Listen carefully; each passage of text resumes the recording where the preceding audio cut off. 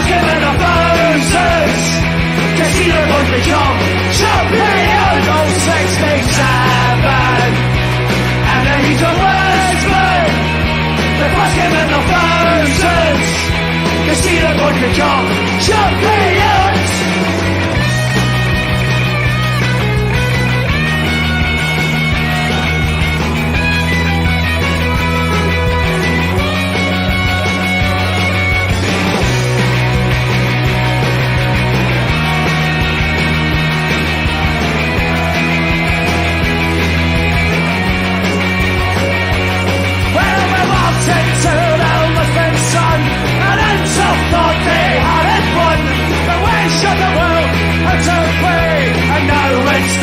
Celtic way, wait for the ball from side to side, and until they try to hide, the wait for the ball from front to back.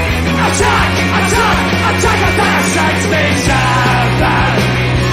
And then he's a Westman, the buzzing and the power. Hello and welcome to episode 107 of Celtic Rumours TV, the Bawz and Bovril podcast with your host Mark and myself Paul. Join us tonight. We have Terence, Terror61 from our forum page. Maybe United Ireland might come on. That's John. Our forum page of the podcast is www.celticrumours.co.uk. You can also check out all the links to the podcast in the description below. On tonight's show, we look back at yesterday's 2-1 victory against Ross County at Celtic Park, and said January targets already planned, and he's looking ahead already to summer transfer targets, and I suppose it's World Cup fever at the end of the podcast. We look ahead for the opening games of the World Cup next week. Firstly, I'll hand off to Mark for a few shout outs and he'll talk about our food bank appeal. Thanks very much, Paul. A few shout outs to some of the lads for the forum, with Tim Alloy, Glasgow Green, Old Malika, we'll maybe be hearing from John later on. I said Glasgow Green. I'm a wee bit through there. I was reading something on the screen there, Paul. We're 635 subs now, so I think we've actually lost one there, Paul. Have we know? I think we have. We did we? Aye, I'll find you. I will find you. Smash your windies. Paul says links to everything's in the description box below through a link tree. And this is our 6th year of collecting money for my local food bank, Hamilton Food Bank, through my St Peter's Chapel that I go to. I think we're at £200 already this year, Paul.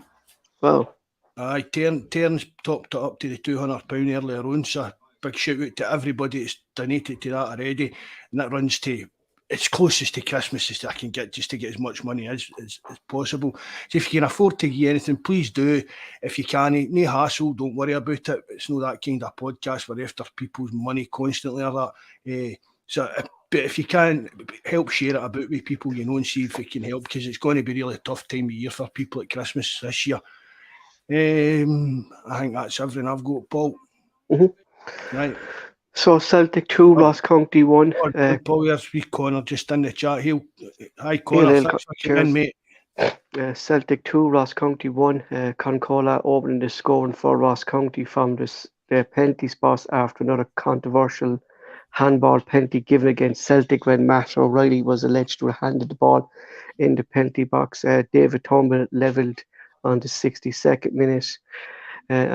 Another lovely goal again from Haksabanovic, set up again by Rio Hase to make it 2-1, securing all 3 points for Celtic. Celtic now go 9 points clear at the top of the table after weekend results. This game again was overshadowed by a shocking referee performance by Monroe and VAR. It's just getting bad from worst to worst, really. Second set out. The stats for the game was. He's managed too many sheets, Marky boy. All right, William, thanks for coming in, mate. Nice to see you. Stats for the game. David, I know. David Gallagher, nice to see you, bud. The stats for the game was shots 22 to Ross County's 2, 7 on target to their 2 on target. possession, 75 to their 25%, passes 605 to their 29, 89% accuracy to theirs, 63% accuracy, 14 fouls to Celtic and their 5. Mark, we just have to talk about this again. We have to start it again. It's going to be on every podcast, but not so much VAR yesterday, but that referee performance by Monroe, like, basically didn't know the rules of the game. One, the Ross County keeper drops the ball, picks it back up, which you can't do. Then a Ross County player gets injured and he doesn't have to leave the field. That doesn't matter. That's different, but Paul. So I saw someone on Twitter, somebody talking about that, and Mikey came on the live chat. No, only if it's a booking. Well. But the guy did get booked. The Celtic player get booked. All right, aye, so that's grand. Aye. So that's. I didn't know that. I saw someone on Twitter and I put it up. Me and Kev were talking about it, but then Mikey came on and says that they changed the rules a couple of years ago. Yeah, if the player gets booked, I just didn't see the booking. Aye. Evening, Brian. Nice to see you in. Eddie as well. Eddie, that's Tiny Tim, isn't it? TT for the forum, isn't it, Eddie? But the thing, Mark, that gets me is Celtic had 89% of possession, right? We had the ball most of the game. The amount of fouls, but we still had 14 fouls. I know, it's craziness. It's absolutely craziness. It really is. Like, how is that? Like, when we have, so that means any time Ross County got the ball, you were basically fouling them. We were fouling them. Aye. And I've noticed that, Paul, it's been the same over the last couple of weeks. I've seen a few people on the forum and on social media and that talking about it. And I mean, how long did we sit here and say that we needed a wee bit of physicality and a wee bit of muscle and dig about the team? And yet we seem to be, nearly every second touch, we seem to be making. We seem to have the most fouls in every single game. Aye. Every second touch seems to be a foul, and that's no. I mean, it's not the football we're watching. If you get if you understand what I'm saying, that it doesn't make any sense. It's not in our game, Mark, to be making we're these not dirty fouls. team. Do you know what I mean? No, we're not. Like, and it's not in the way Ange plays because it's a fast flow game that he wants to play. Do you know what I mean? It's not like when the opposition team have the ball, most of the time they're going to have it for at least 5-10 minutes, or they might have a period of 15 minutes to choke the game. But you're not going to create 14 fouls in that much of possession. Do you know what I mean? No. You know, that's if you break it down to that, like, you know what I mean, 15 minutes per game, Mark. I mean, like, it's like a foul every kick, like. I would like to see, Paul, really, at the minute, it's just like daft wee niggly fouls that could either... That shouldn't be stopped, Mark. Aye. I mean, it's some of the fouls that we're getting against us, I feel like the slightest wee kind of tug on a jersey and stuff like that, which, I mean, it's a physical sport, Paul. You're always going to get a wee tug and stuff like that, but when there's a tussle going on, but not constantly getting fouls for that kind of thing. And while we're talking about referee, was it the penalty appeal we had with Alston in the box? It was just a blatant shove in his back. Exactly, yeah. I mean, that was another shocking one, man. But really, he gave a free kick, Mark, against Giamarcus a few minutes earlier for the same type of foul. He did. Aye. So why is one not the same as the other? Like, do you know what I mean? You know. Evening, you, Deef. Thanks very much for coming in again, mate. Appreciate it. It's just blatant. There's no consistent. No, it's not, Max. Consistency. And it's consistently inconsistent, isn't it? That's basically what it is. It's just that yesterday, that was, I mean, well, the handball, even take that away, because really that was really only the decision VAR with any kind of say in, really, wasn't it? Yeah, but my problem, Mark, it was actual referee. It was actual referee. The referee that blew it up yesterday. Yeah, he blew it up. But the problem I'm having with VAR in Scotland, Mark, is the VAR official does not overturn the referee. Do you know what I mean? That's the problem I'm having. VAR officials not going, look, Dave Monroe, I think you got that wrong. Go back and have a look at that there. You know, that it's not happening. It's if whoever makes a decision, yeah, grand, I'll go with that. It's like vice versa. If VAR make the decision, the referee's not going to look at the monitor. He's going by what VAR's telling him. You know, or I keep saying it, Paul. Yeah. VAR shouldn't be telling the referee how the decision is. He definitely shouldn't. No. And even I've seen on the other kind of blogs and things like that. People are even putting in the comment. I've said it all along, Paul. One of the basic rules of football is that a referee's decision's final. But it's not the referee if it's the VAR that's telling the referee what to do. It's like two referees in the game. Aye. Who's actually refereeing the game? To see if it's just going to be VAR, do we really need the referee running about the pitch? No, we need somebody to stand in the sidelines with some kind of signal that the game's to be stopped for something. It's just, I'm just really, it's turning in. It's been here how many weeks is that now? 3-4 weeks or something like that. And it's 4 just been weeks, a shambles from day one, really, it isn't doesn't, like, they're seeing, I remember Andrew saying last week, there's teething problems. They came out and said there's teething problems. I mean, these aren't teething problems. These are human errors that's making these teething problems. Do you know what I mean, Shouldn't Mark? it be teething problems, No, Paul? but that's what I'm saying, Mark. How long's VAR Teething been getting about now? Teething problems, Mark, is they're blaming VAR. Do you know what I mean? Aye. But they're not blaming VAR. You can't be blaming VAR when these basic human mistakes are happening. It's not, it's like I'm constantly saying to you, Mark, it's not the system, it's the officials. And if you ask me, Mark, they're just not able to they're not able to use it, or they haven't been trained properly in it. Do you know what I mean? You know, it just looks like that. I said all along, Paul, what this was going to be was just the referees doing what they've always done, scratching each other's back. There's still, again, there's no accountability, there's no explanation of how VAR or the referees come to these decisions. Really, Mark, it's bad. It's pointless being brought in. It's bad, Mark, and it really is bad if Chris Boyd comes out and he says, how was that a penalty against Matt O'Reilly? It's bad if he comes out and says that. Do you know what I mean? There's officials now, Mark, who are anti-Celtic coming out saying these stuff, like, you know what I mean, that they just can't be justified, Mark, because the evidence is there now. I totally agree with what David's saying there. It was outside the box. It was, yeah. Aye, even at that, I still don't think it was a foul or even a penalty because Mark, he was too near. Aye, his hand was down by his side. Aye, I mean, really, how was he meant to move, like, stop that hitting him? Just ridiculous, really ridiculous. Thankfully, we came back, but we came back, Mark. I just want to talk about that. We came back only for one man, and one man only was Rio Hayase. You know, he grabbed that after they scored, Mark. I think he grabbed the grip of the game and he made things happen. Hayase, I thought Hayase was outstanding yesterday. Really did. You know, you said it, Mark, that he's the best. I give Turnbull credit where credit's due. He got that goal, but other than that, what did I see of him? No his chance, overall game. I thought Turnbull had a good game yesterday. No. Aye. Yeah, but Mark, this is my problem is with Turnbull, right?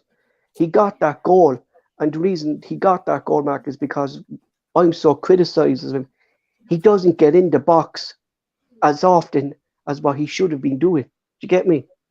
You know, that he should be doing this week in, week out. Maybe I'm just telling him not to. I don't know, Mark. Well, Paul, look at the way Cal McGregor used to play the game. Arriving late in the box and stuff like that, and Disney do it now. Maybe I'm just trying to mould Turnbull into some other type of player. Like what? Well, no getting into the box as much.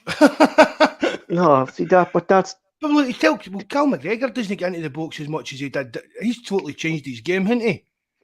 Yeah, so well, Cal McGregor's gone into the midfield role. Like, what's Turnbull's role? Turnbull's role really is attacking midfielder, and this is what attacking midfielder should be doing. Do you mean you saw Hayase there, Mark, getting into the box, putting in these crosses? Like, Turnbull should be doing that more often. Do you get me? That's what I'm trying to say. Stop saying you get me. he should be improving all the time, but it's consistency with Turnbull. You know, is he going to play performing like this? You get man of the match in one of the newspapers today, by the way. Bollocks. Yeah. Hey, Dad. What paper was that? I say one in every two people buy it. I say, you know, look, we'll just let Turnbull is. I gave him credit. He got his credit. We'll let that. For me, he's just still not a Celtic player. If he was sold in the morning, would I be bothered? No. You know, but I just think, Mark, Hayase just between all the signings this season, Mark, I think he's on a different level. You know, he seems to be getting better and better and better. You know, being more involved in the games, Mark, you know. seems to have stepped up a bit as well for McGregor's been out. Really has. Yeah. Aye. Even his tracking back, Mark, yesterday, putting in tackles when he was tracking back. Like, you know, if O'Reilly stepped up, he's there. Do you know? Like Aye. there's communication between kind of everyone. Like, you know, and I heard again, David as well talking about a penalty for a pro player. Why not just try and hit the player, like directly aim to hit the player in the arm? but Mark, that's You know what I'm but yeah, but see, but you should be getting it then, Mark. Realistically, you should be getting it because that's Aye. the rules of the game at the moment, Mark. It's no protection for the defender if it hits the hand. The Unless rules you at the play- moment is basically it's a penalty. Bar Unless- when Celtic play Unless it's Hearts. Hearts at Tynecastle. Yeah, you know. There, Brian saying, do you think he's been consistent? I don't think he has, Brian, up to now, but I'd say that he's starting to find a bit of consistency. I think since If what we're talking about here, Paul, he seems to have kind of come into his own a bit more with McGregor being out the team. yeah, I think it's since maybe it's because McGregor's no like the main man. Do you get what I mean? So Hatate's getting a lot more of the body, do what he does, but I think he's finding a level of consistency now, Brian, definitely. Or maybe could it be as well, Mark, that O'Reilly is actually staying in that role. He's not pushing up as what we saw McGregor doing when we looked at stats there before. When I put him up there, Mark, that McGregor was up at the Packley up in the box and there was no one in the midfield area. O'Reilly seems to kind of stay back and play that pivot role, and Hayashi seems to be the one that's grabbing the ball, doesn't he? He's like been doing the actual more like a playmaking role. And what it should be, Mark, really, because his first touch passing, Mark, is unbelievable. Like, you know what I mean? He doesn't kind of dwell on the ball. Do you know what I mean? You know, he 1 or 2 touches, the ball is gone. You know what I mean? Like that dribble into the box there for that tumble goal was outstanding. You know, really was. You know, really, really was. Very impressed with him. And I was very impressed again, Mark, with Radisson. He put in some tackles there. I think it was 2-1, Mark, and they were coming down there. I think it was around the 85th, 86th minute. Just came across and got the came across. You know what I mean? That's Mark. I've said it to you before, Paul. I'd be quite happy to sell Juranovic in January, bring it. Just probably you're going to have if you've always got the injury kind of thing. But if you get a big money bid for Juranovic after the World Cup or that, I would probably take it. And even if we need to, Paul, I'd just wait to the summer to see what's available. I'm just about to say that we don't have to rush into a signing, Mark, because we have Radisson there. And saying that, I don't think Ange's the type of guy to do that. I think if like Juranovic had to go in January, I think Ange would already know who he's got in mind, and it would probably be the ball would probably even be in motion kind of thing. Do you know what I mean? But Juranovic just seems to have said it the other night, Paul. Just seems to be as if he's had his heat turned with transfer talk in the summer or something like that. I don't know where it is. He's just not the same type of player that we know he can be. So, I mean, maybe he'll go and have a good World Cup and come back and be brilliant again for us. But he's not really showed that over the recent months. And he seems to be jumping out of 50 tackles, Mark, that we don't see Radisson backing out of. You know what I mean? Radisson he brings that physicality to the team that we say that's not there. Do you know what I mean? Like if one player in your team goes in for a hard tackle, the rest of the team kind of follow suit. Do you know? It sets the kind of tone. The tone and the intensity. As a full team. Yeah, I think that's what Radisson kind of brings to the I would still like to see Ralston getting a shot at centre back, Paul. Could Mark, but definitely because he has the height. Like he's a big lad. He's a big unit. He's big, strong. He's quick. I mean, I'm not saying I'd throw him in like a Champions League game or like a Derby game or that, but see, like I don't why see like these Australian game. Why not even play him like for a half at centre back and see how he does? Do you know what I mean? Even Carter Vickers is away.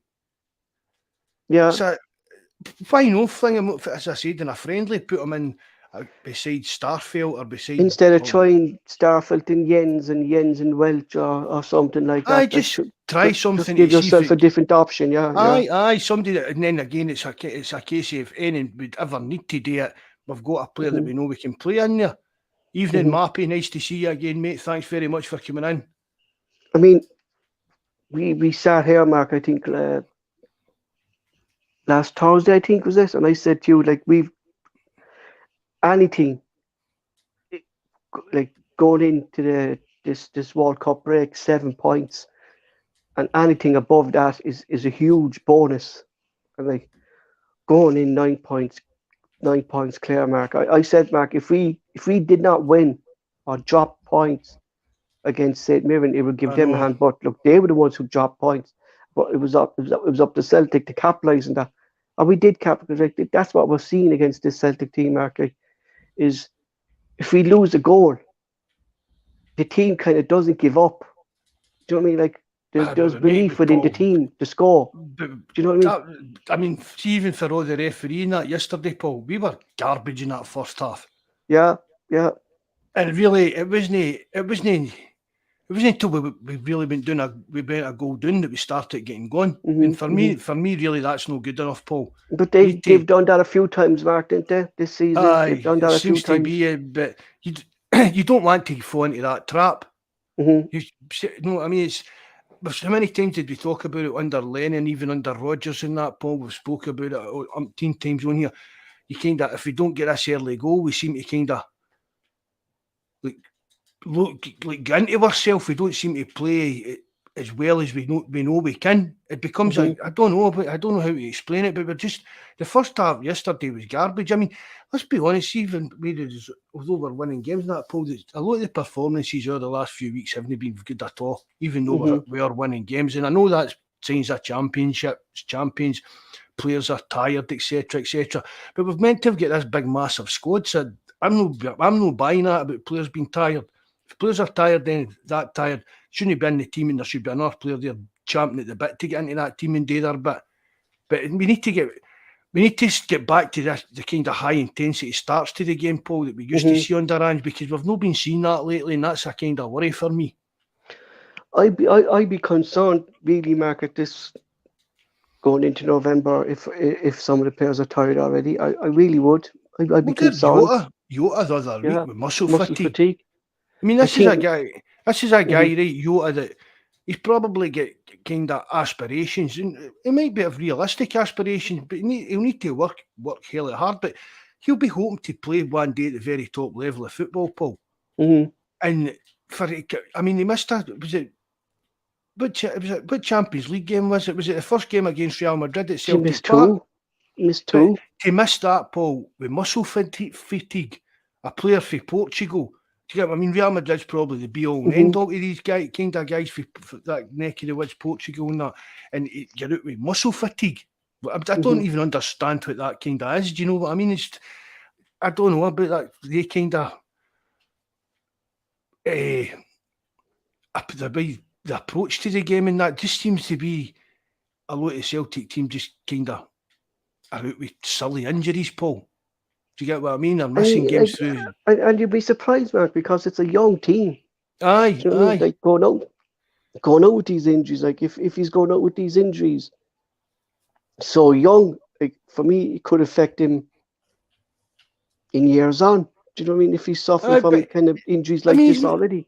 But the thing about that, Paul, is young players that get played a lot. Well, we can see that even now with KT, but even you can go back to the likes of Mike Malone and people like that. But Jota's not playing the amount of games they have. Do you get? I know he's young, but these guys were like 17, 18 and playing hard games every week, 2 or 3 times a week.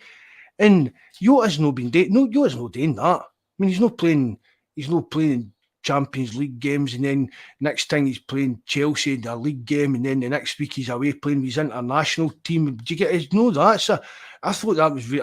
I don't know if I'm no stern or any conspiracy theories, but I don't know if there was maybe something else behind the scenes with that, because I just don't buy that muscle fatigue story, man. I said that to you, Mark. Is there something else going on here that we don't know about? Because he seemed out for a long time, Mark, for kind of muscle injuries, and then I'm saying he's still kind of wasn't ready? Like, was it a muscle?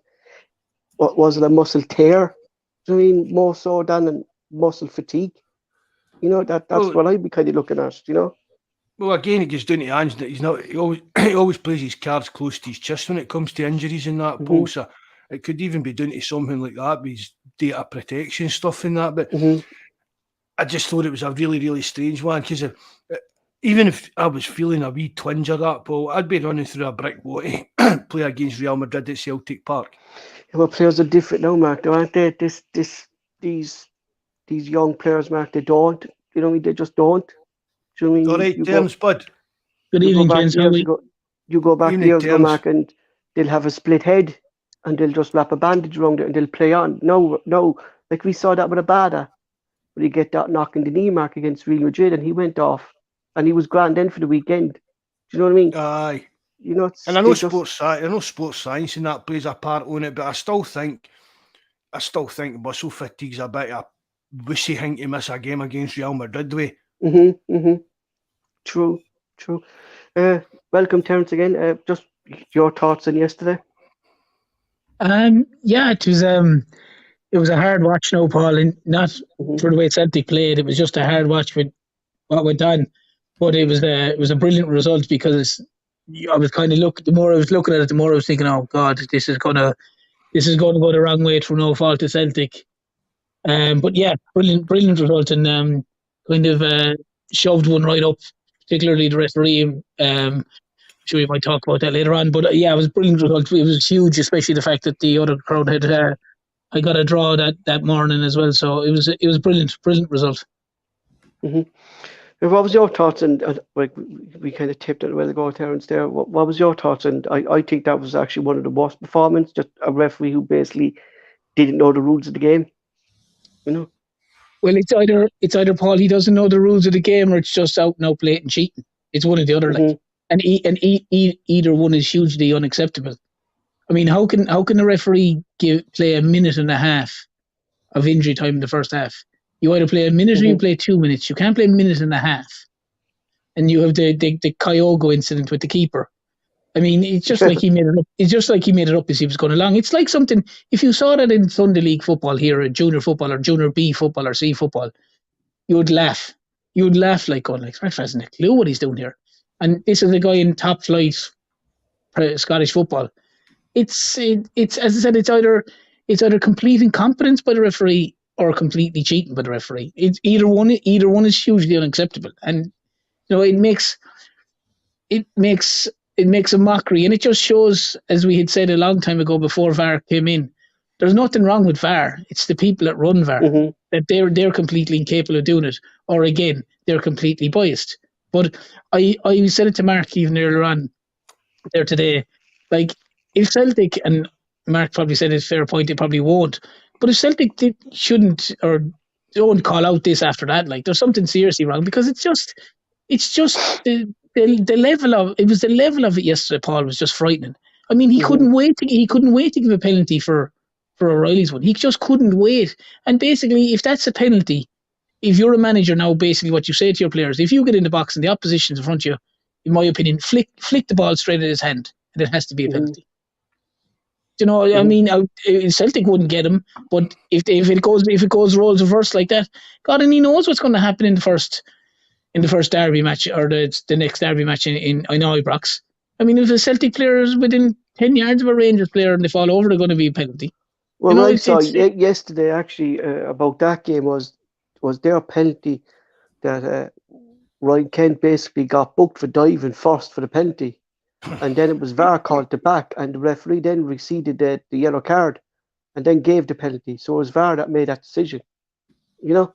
Yeah, but as well too, Paul. If you look at it, I didn't see their match. I just saw when I saw it was 1-1. I saw that it was on last night, and I saw brief highlights. Well, I wouldn't watch them if I was paid. It only when they're playing Celtic terms like you, yeah.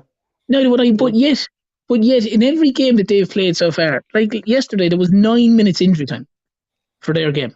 9 minutes in the second half injury time. Aye, but they played 10.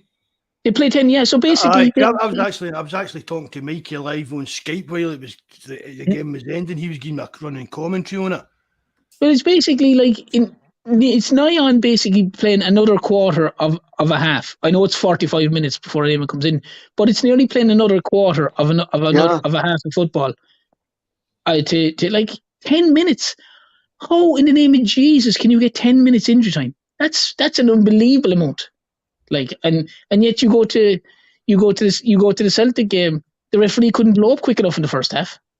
And I'd say if he had and even in the second half he went further than the allotted 4 minutes or whatever it was. He did, yeah. I know some might say someone was down for a minute or whatever, for a few seconds, whatever. But he still extended it. There was probably 5.5 minutes he played there. Like, I mean, it's becoming blatantly obvious. Either, as I said, they're either really, really bad, which most of them are, and there's a massive level of basically cheating, which there seems to be as well. Like,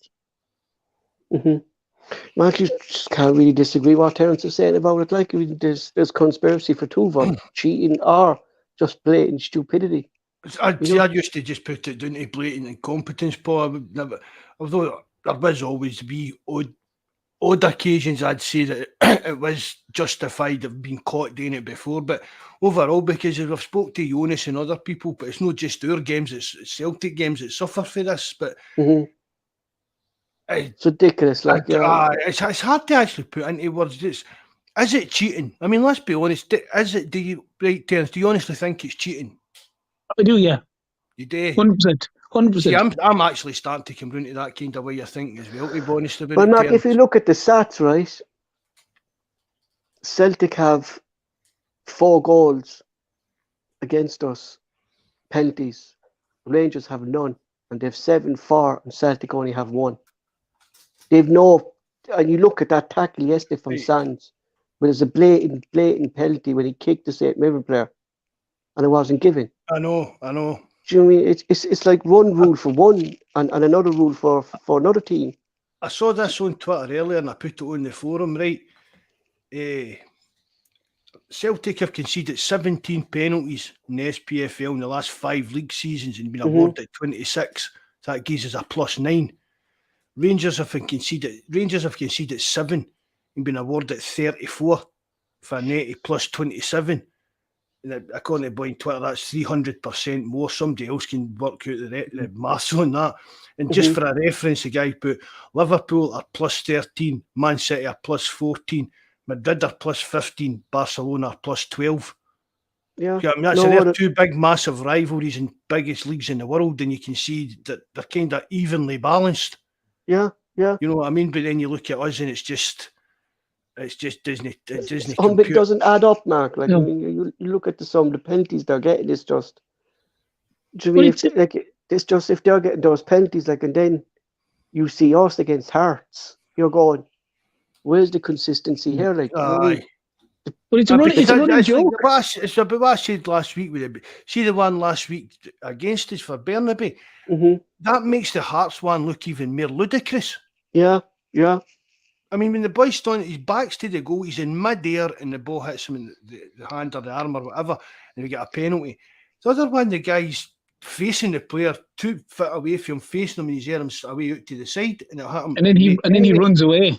Did you ever notice, though? Did any of you ever notice Radisson? And not every player can do it, but he seems to have a knack to it.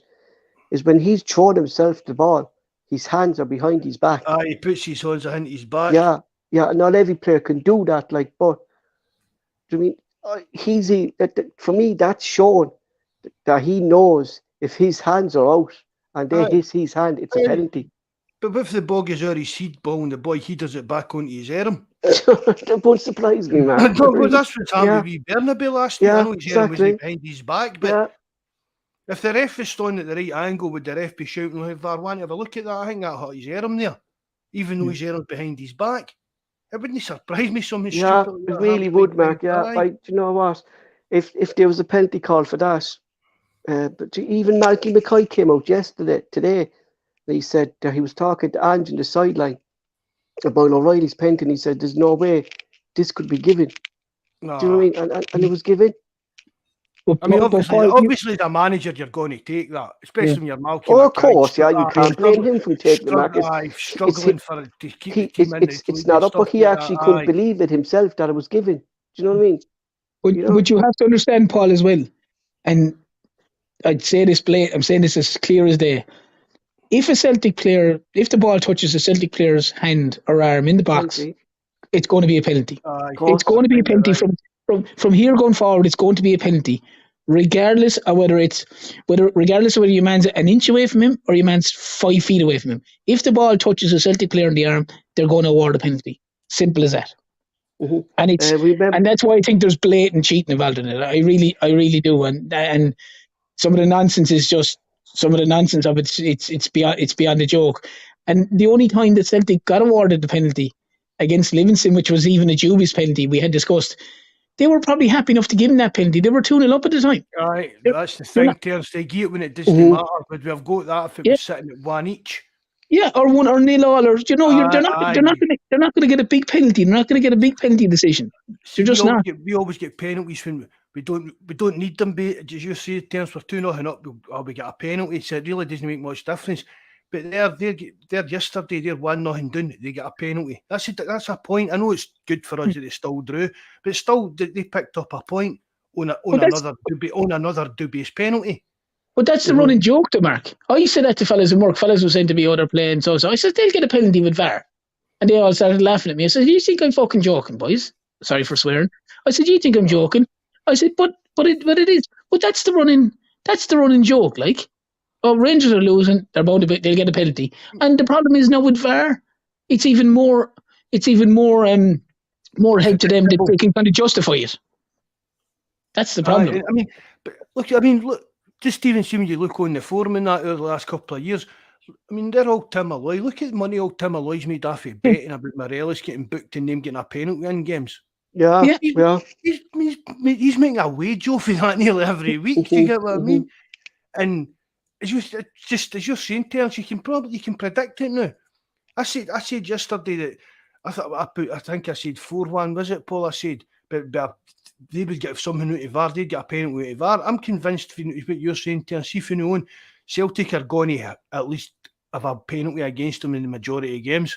Yeah, it's kind of looking like that, isn't it? I mean, and even going back, didn't you? One of the boys put it up. Was it David that put it up earlier?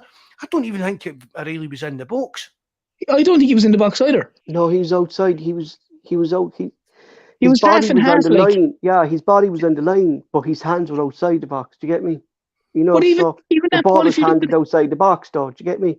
But if you look at it, the Ross County players, like, he's a foot from him. No one appeals. No one makes an appeal. That was like Dundee United one as well. We barely been in. Dundee United player was looking for that. No one appealed, and that's why when you look at players and you look at players' reactions, generally on the pitch, they give you a good insight into it, whether it's a bad tackle or whether it's a handball or whether it's something like that. Yeah, you compare that yesterday, the Burnaby one. No one, Dundee United never even complained. The Ross County guy never even made a motion to claim for a penalty. As opposed to say the two penalties that Celtic conceded against Hearts, which were both blatant penalties, and they were given. But then if you look at the Hearts guy, he knows he's done it. He's running away with his hand behind his back as if he's 10 years of age, and yet there's nothing given. Like, it's just like I will be amazed if in the next derby match, if Celtic don't concede at least one penalty in Ibrox and get a player sent off.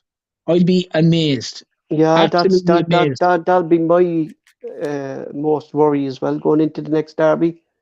Yeah, and that would be. Yeah, I would think there'll be stonewall penalty given to them, whether it's a penalty or not, and I'd be amazed if a fella isn't red carded as well.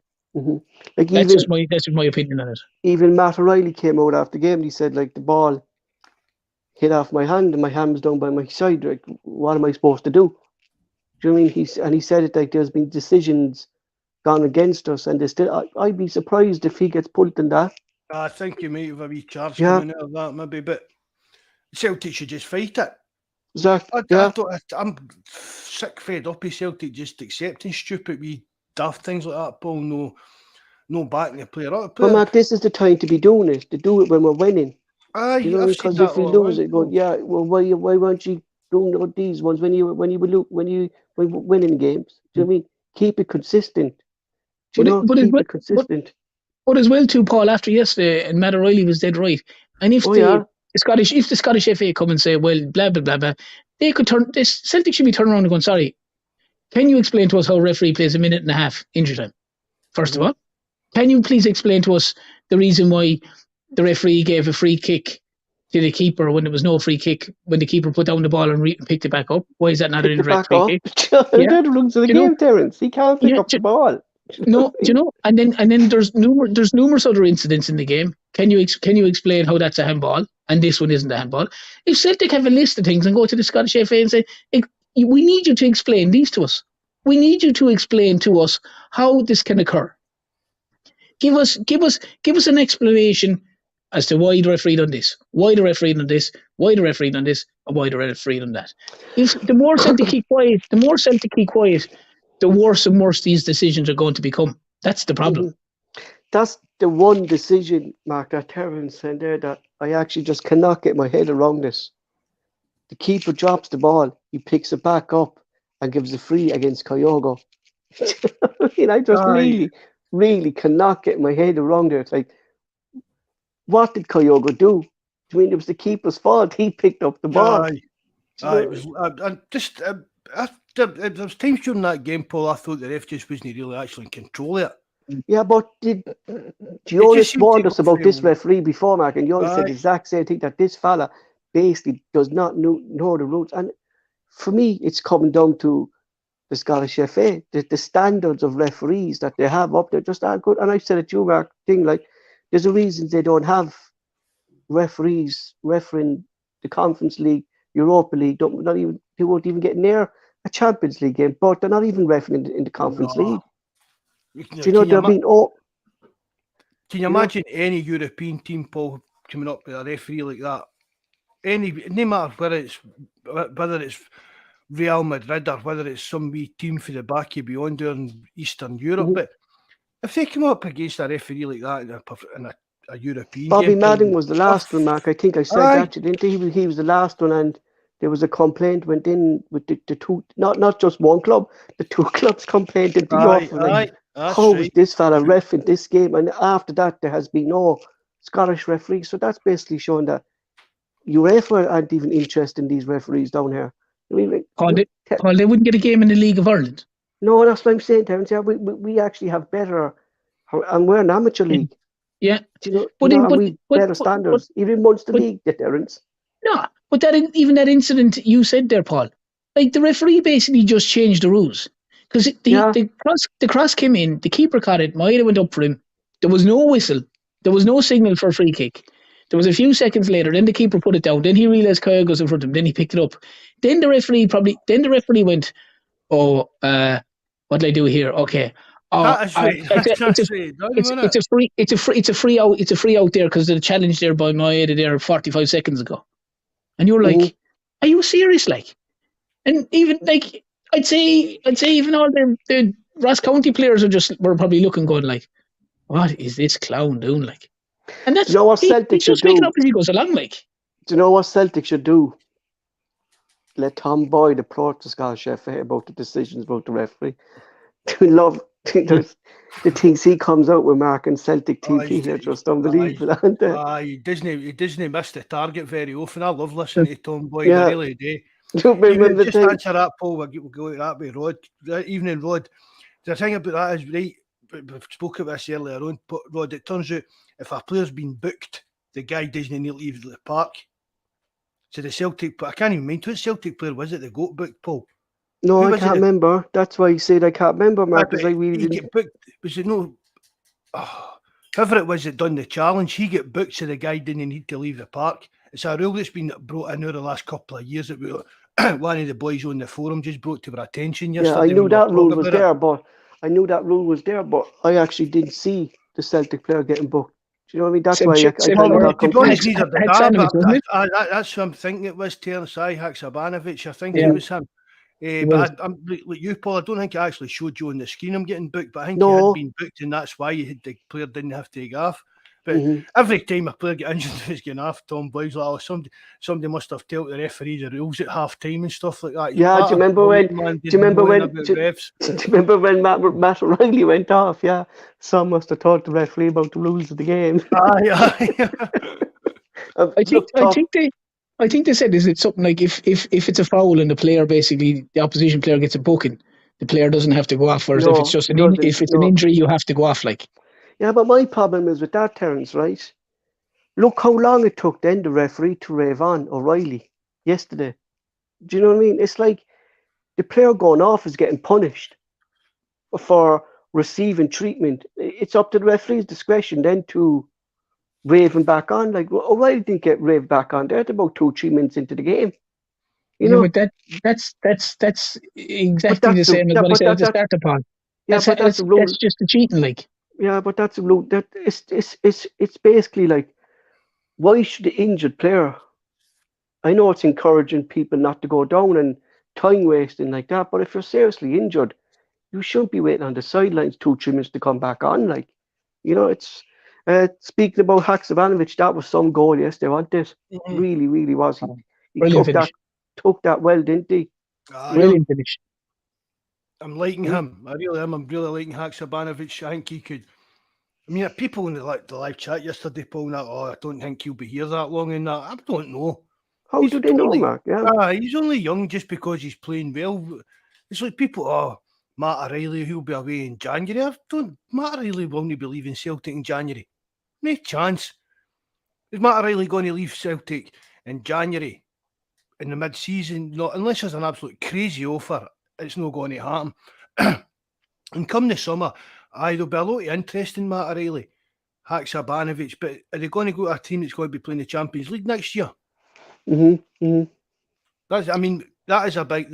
We've spoke about it even with potential signings. If you're potentially signing somebody, you can say to them, "We'll be playing the Champions League next year." That's a big attraction, Paul, to young players that aren't going to.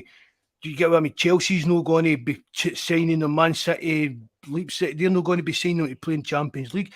So Celtic has a kind of pathway for these young players to get to play in the Champions League a lot earlier in their career than they would think if the kind of option to do it. I mean, a year ago, Matt O'Reilly was still playing with MK Dons. Mm-hmm. Mappy, you saying there? Sorry. No, Mark, sorry. I was just going to say. I was just going to say, I really don't think there's maybe some of the fringe players will be looking to get out in that, but I don't think any of the big players will be really pushing. The only one, Mark, I think. Juranovic is maybe. Juranovic, yeah, could be the only one I think could potentially go in January. I'd agree with that, Paul. I really do. That's the only one. I think at the moment, Mark, there's this. I know it doesn't mean much, but there's a sense of what would you call it? Togetherness within this team. But we're all in this together. Yeah. Do you know what I mean? And I won't be surprised, Mark, if a lot of these players actually repaid Ange and gave Celtic another goal next season in the Champions League, because there seems to be that kind of partnership or togetherness within the squad. That's my opinion. You know, I really can't see a Japanese player leave like the likes of Hayashi now, because Hayashi is going to be attracting interest, you know. But I think there's a loyalty to Ange, just the way these Japanese players are. You know, I feel there's a loyalty to Ange. I wouldn't be surprised to see, like, I'm not getting into your game, Paul, but honestly, I wouldn't be surprised to see Gucci maybe even getting out on loan in January. Could do. And other kind of fringe players, but there David's saying, I know about Ange's comments about players leaving. He thinks one is off in January. That's why I think Jota is off soon. I don't know. But to win, that's the thing as well, there. Well, like, I mean, Van Dijk, for argument's sake, was one of the classiest players that have been at Celtic for a long time. And teams, for argument's sake, in the Premier League, when he was playing regular and he was playing in Europe and all that, teams down there didn't rate him because he was playing in Scotland. So with the greatest respect, the majority of those teams aren't going to even rate a Matt O'Reilly or a Jota or Hatate or any of these, because a lot of them, there's a huge level of arrogance down there that, you play in Scotland, you can't go down. Like, you need a stepping stone. You need to stay at Southampton for a year till one of the big teams comes in for you to prove that you're capable in that league. Apart from KT, how many players have left Scotland and went to like a top team? Yeah, No well, very I many. was just going to say, Mark, like when I slightly off it, but look when your man went down. Look when Rodgers went and when Gerrard went to Leicester and went to Aston Villa. Not exactly two top teams No, in the Premier League way up the ladder, but they didn't. None of the no one from either of the two sides went down. Like, you know, there wasn't bids. You no. know, there wasn't bids for any players. Like you were hearing stories that Rodgers is going to take a few, and you heard Gerrard's going to take a load from their side. No one went like. So Well, like Rogers did come in for Edward, and then was it Peter Lowell added on some tax on it, didn't he, or something? Aye, but he don't, I think but he Rodgers was as well going thought anyway he though, could Paul. take. I think Rodgers thought he would get been able to take McGregor with him as well. Yeah. And who knows? Maybe see, I think maybe even guys like Carl McGregor and that. I'm not saying they've got a dislike for Rodgers. He brought them a lot of trophies. He brought them a lot of success in that. But I think even the way you left, maybe have stuck in their throat a bit as well. See, maybe if he'd waited to the summer and then left to go to Leicester, and he tried to get McGregor, it maybe have been a different story kind of thing. But I think the way he sneaked out the back door in the middle of the night, I think that put a lot of players off. But even would you trust a guy like that, Tia? No, you could trust a guy. You can't trust any guy that uses sunbeds. Even in your work, but even in your work environments and that, if you've got a manager that you've been getting on with, he's doing well, doing brilliant, and then all of a sudden he just he comes in one month and says, right, I'm leaving. Oh, what? I've got another job. When are you leaving? The end of the month? No, the new. And it just puts everything up in the air. Would you? I mean, even if the guy was what you would call a kind of friend, you would be a bit wary of him in future, wouldn't you? You just wouldn't trust him. 100%. You'd be like that, Mark, if it wasn't even the manager, if it was a work colleague and he was like that and he was all about you, and then all of a sudden something turned up and he went a bit weird all of a sudden quickly like that, you'd be like, fucking hell, I kind of trusted this lad, and all of a sudden look at this afternoon here, like, you'd be very wary. You'd be very, very wary of someone like that. And yeah, you're dead right about that situation with McGregor.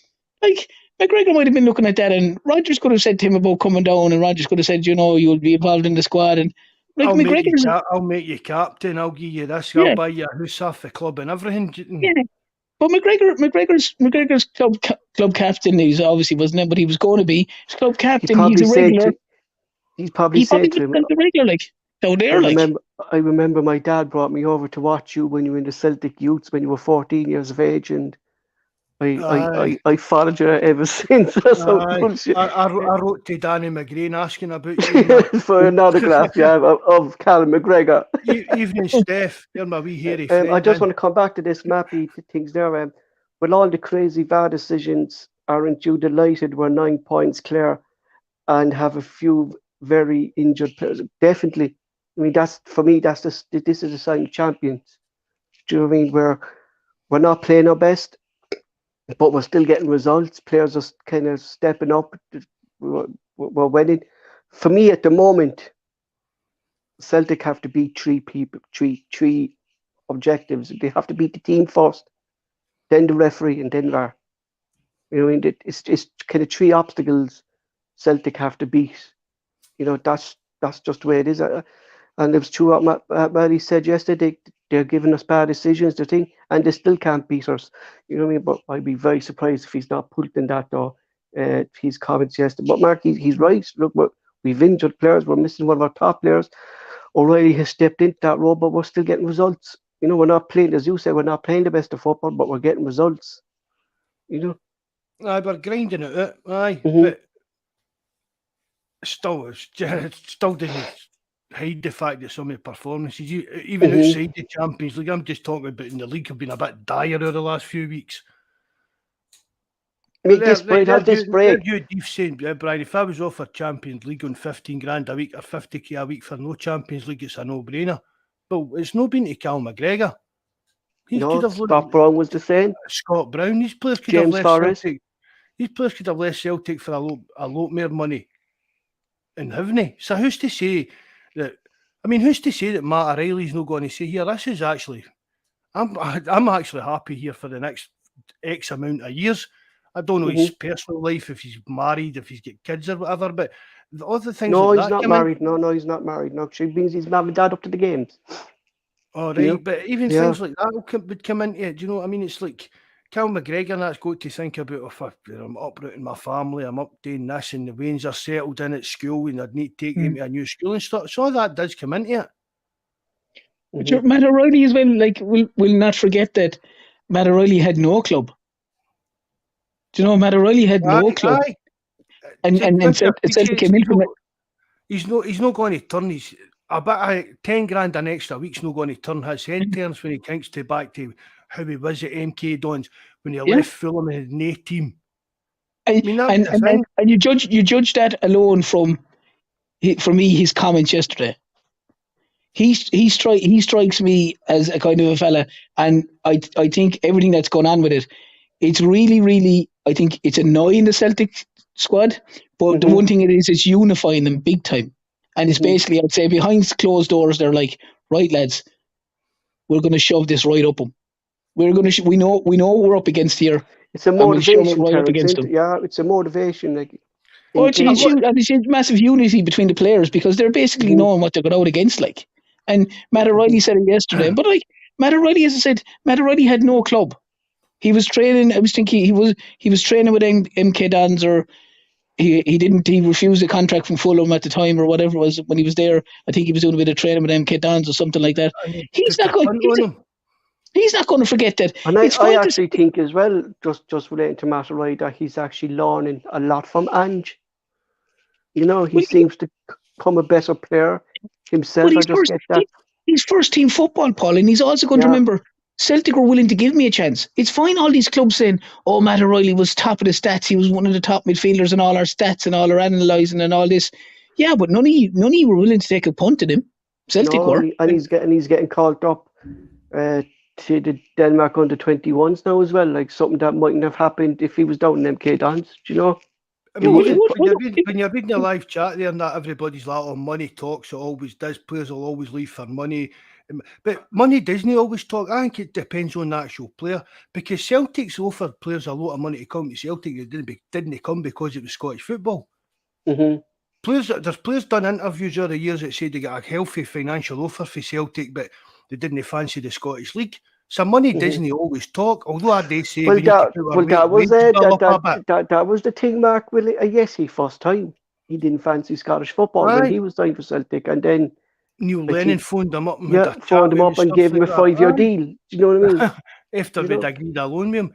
But I think it depends. I think a lot it does depend on the player, the actual player, and what his kind of, I don't know if it's ambition or outlook or plans or whatever it is, but I don't think you can say, oh, O'Reilly will leave, Hatate will leave, this one will leave, Haksabanovic will leave. There'll definitely be interest in them because they're all quality, good young players. But whether they go or no, ultimately it'll come down to the player.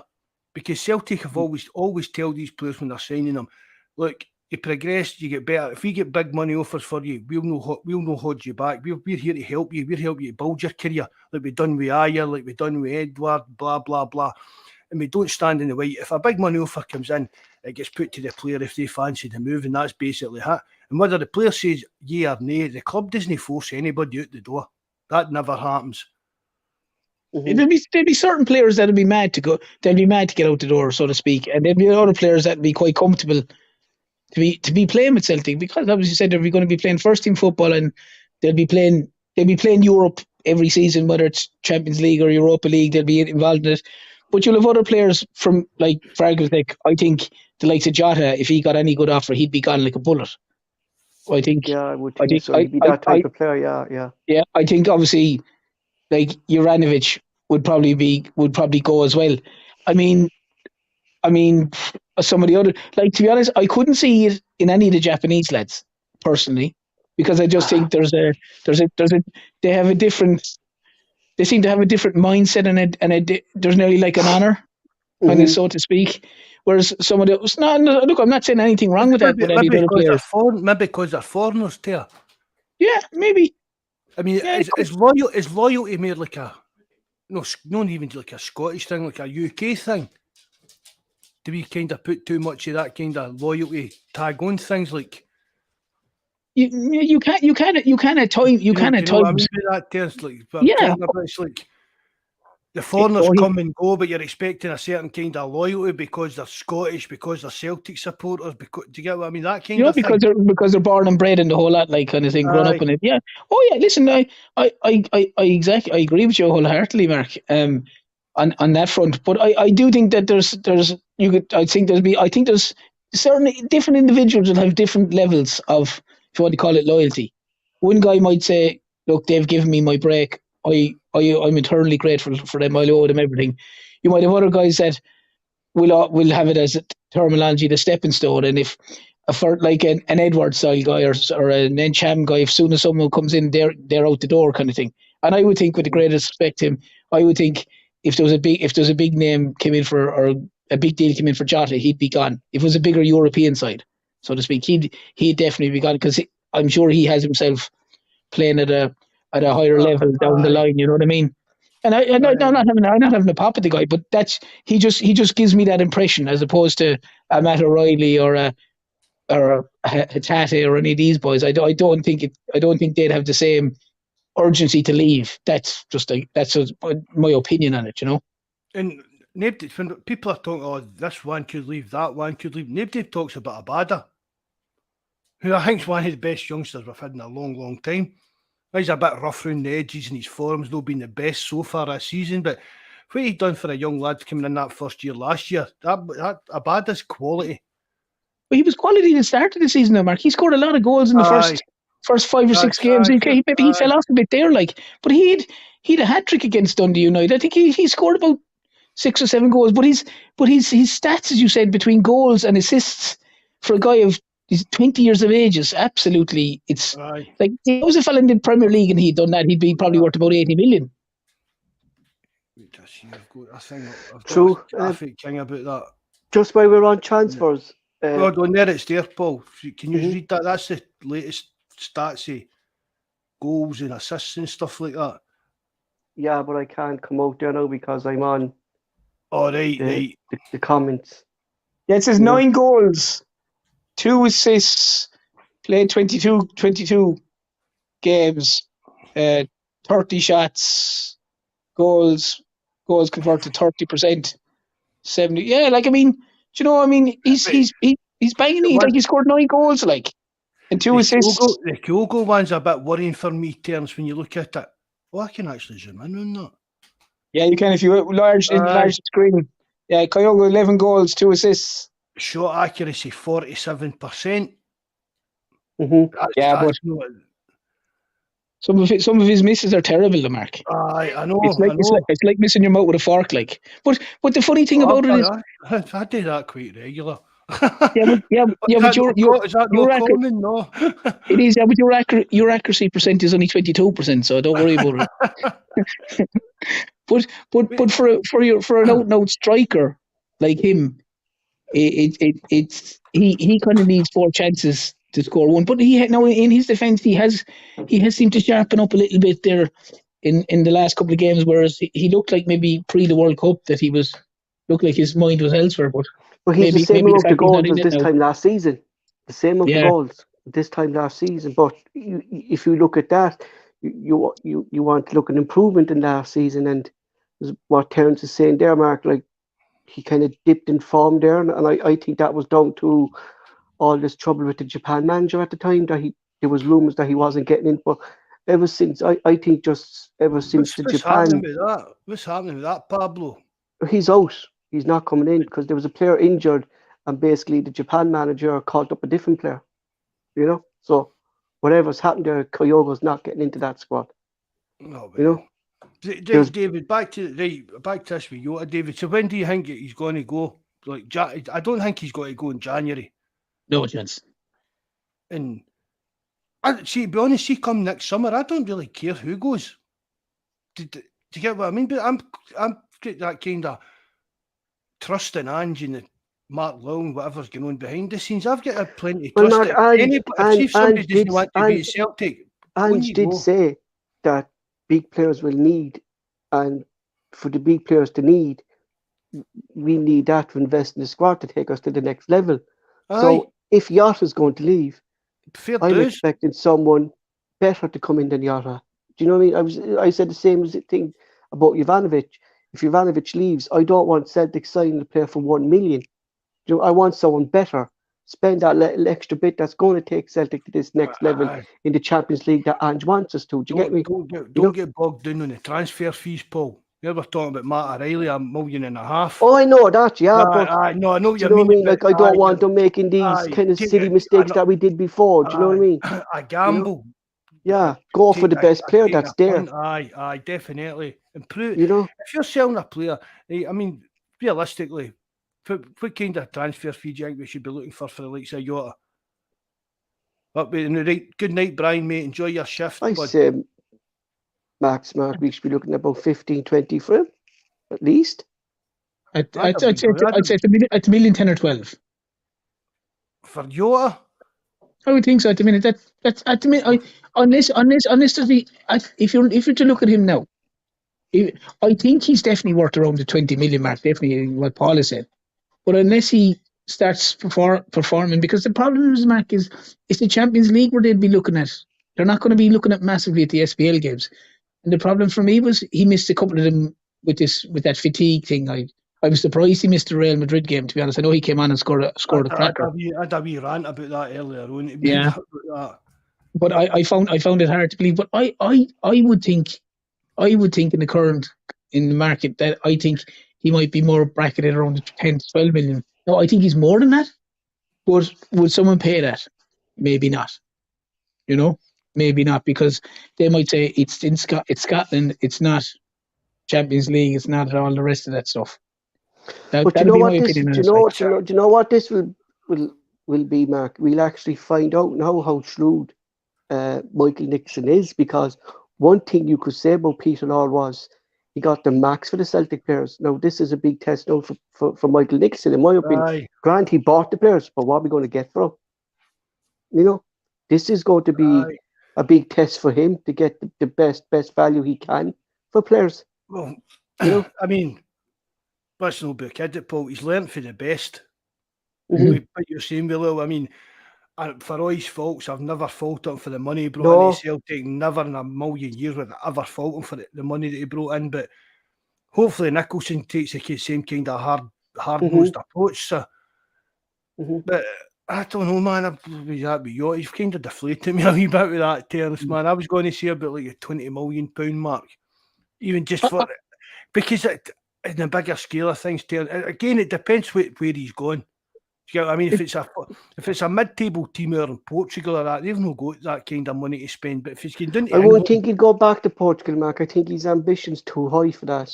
Wait, you know, just the only thing I would say to you is, and you're trying to use it as a benchmark, is Van Dijk. No, they didn't rate Van Dijk because he was playing with Celtic and Southampton took a punt at him, and then the following season he went from being 12 million to 75 million. What teams would you think would take a punt at Jota, would look at Jota? It's definitely the bottom half. And are they going to pay? Are they going to pay? Look at Crystal Palace, even Edward. And Edward was, when he wanted to go, they should have gone earlier. But that's another question, that if a player is getting the situation where they want to go, Celtic have to leave them, because we learned the hard way what happens when you keep players who don't want to be there. But look at Edward. Edward didn't go for massive money. You know, so I'm using those guys as a benchmark as I keep saying. I'm even trying to count inflation into it as well a wee bit. You know what I mean? But maybe Mark. But what you'll find is, I think it won't be any more than 15 million, and that's if Jota plays the rest of the season. He plays outstandingly well. It won't be any more than 50 million, in my opinion. I hope I'm very wrong. I really do. But if it's down in the Premier League, there's an arrogance down there that it's Scottish football. This guy is playing in Scotland. He's played Scottish football. He's playing on a team, i.e. whether it's Celtic or Rangers, so to speak. They're the top two. It's a two-team league. Blah blah blah blah blah. They've loads of ball. They've loads of possession. He mightn't be that good. He might only be okay. That's the problem. There's the arrogance, and there's the. But you know what? Do you know what could twist the Yeah. arse then as well, though, to stay at Celtic for another season, right? When the World Cup is over, the European Championships are going to be happening. If Yarsa gets caught up to the Portuguese squad within those European Championships, I mean, I think that's huge for Celtic at the moment. Is these 4 players like we'll talk about in a minute, but the 4 players getting caught up. You're expecting Kyogo maybe if I think this manager's going to be leaving after this World Cup, that he'll get caught up. Hayas will get his turn. You've O'Reilly, who's pushing to get into the Denmark team. You've Starfelt that's in the Swedish team. Do you know what I mean? Like, we've a bunch of international, because that was the main block for Scottish football over the years was players left to get into their international teams. But now we're actually seeing more and more kind of international players getting into their country's lineups. You know, that could be huge as well, Mark, if he does get called up to the Portugal team. You know, I think that's his ambition. Massive, aye. Yeah. It probably is, obviously. Every kind of. Even Peter, thanks very much for coming in, mate. Nice to see you. Mm-hmm. But Paul, do you know what the common denominator and all that is? Well, if Celtic play Champions League football, these players are looked at. They're looked at in a different light to when they're playing in the SPL. And there's a reason.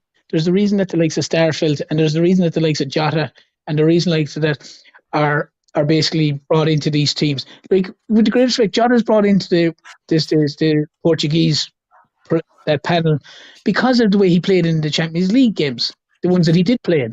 It's not because, that he's played very well in Scotland, but they're probably not looking massively at the Scottish side. They're probably looking at more as the European side, you know.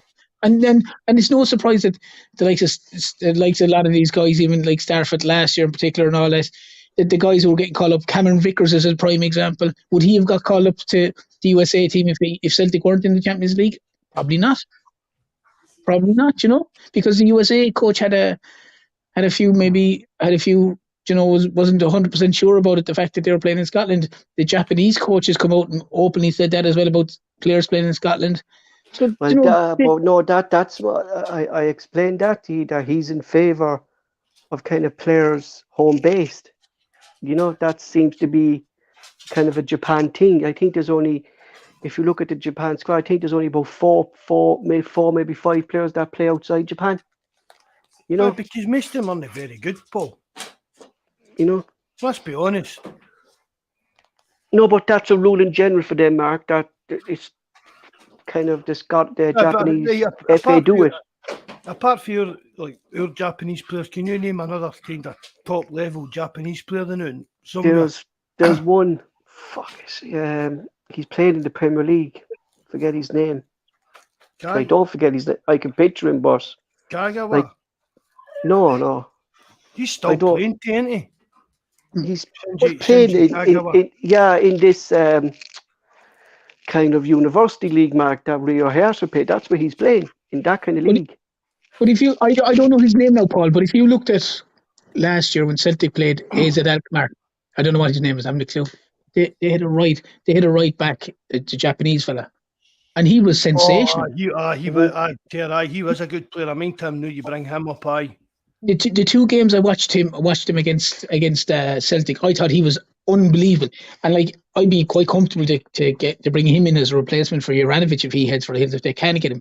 But there's no way that the Japanese manager can overlook a guy like him. I'm not saying, I don't know if he's in the squad or not, but he was absolutely outstanding in 2 games.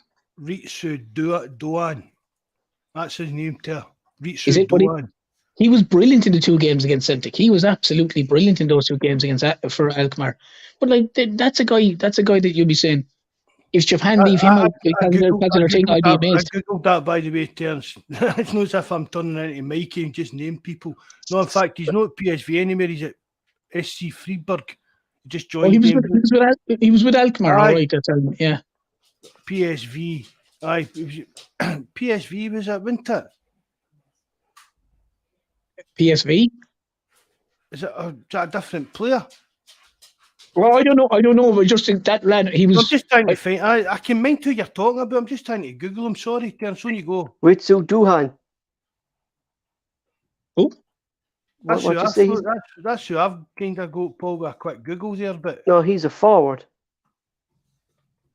He's not in that fella's not in the international. There he's here, Sugawara. That's him, yeah. You He was unreal. Harry Sugawara. He was still only fantastic. 20 he's still only 22 there. I mean, I think Alkmaar had only just signed him that season. When we played him in the Europa League, the knockout for the Europa League stage, I thought he was unbelievable. But like what I'm trying to say is, if their Japanese managers leaving a guy out like him out of the squad, then you're what's his name? Then you're just Yukinara Sugawara. Christ, how do you spell that? Spell it. I'm still going to see it. No, he's not in it. He's not in it. But there you go. Like they must have unbelievable players. They're a link to his Wikipedia page. Can you see that in the comment, Paul? Yeah, wait there. Yeah.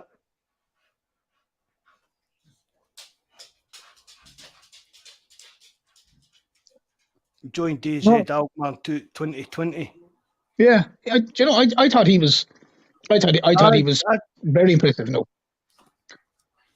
but if he's a guy that if Juranovic was to go for argument's sake, and a guy like him came in, you'd be over the moon. Do you know what I mean?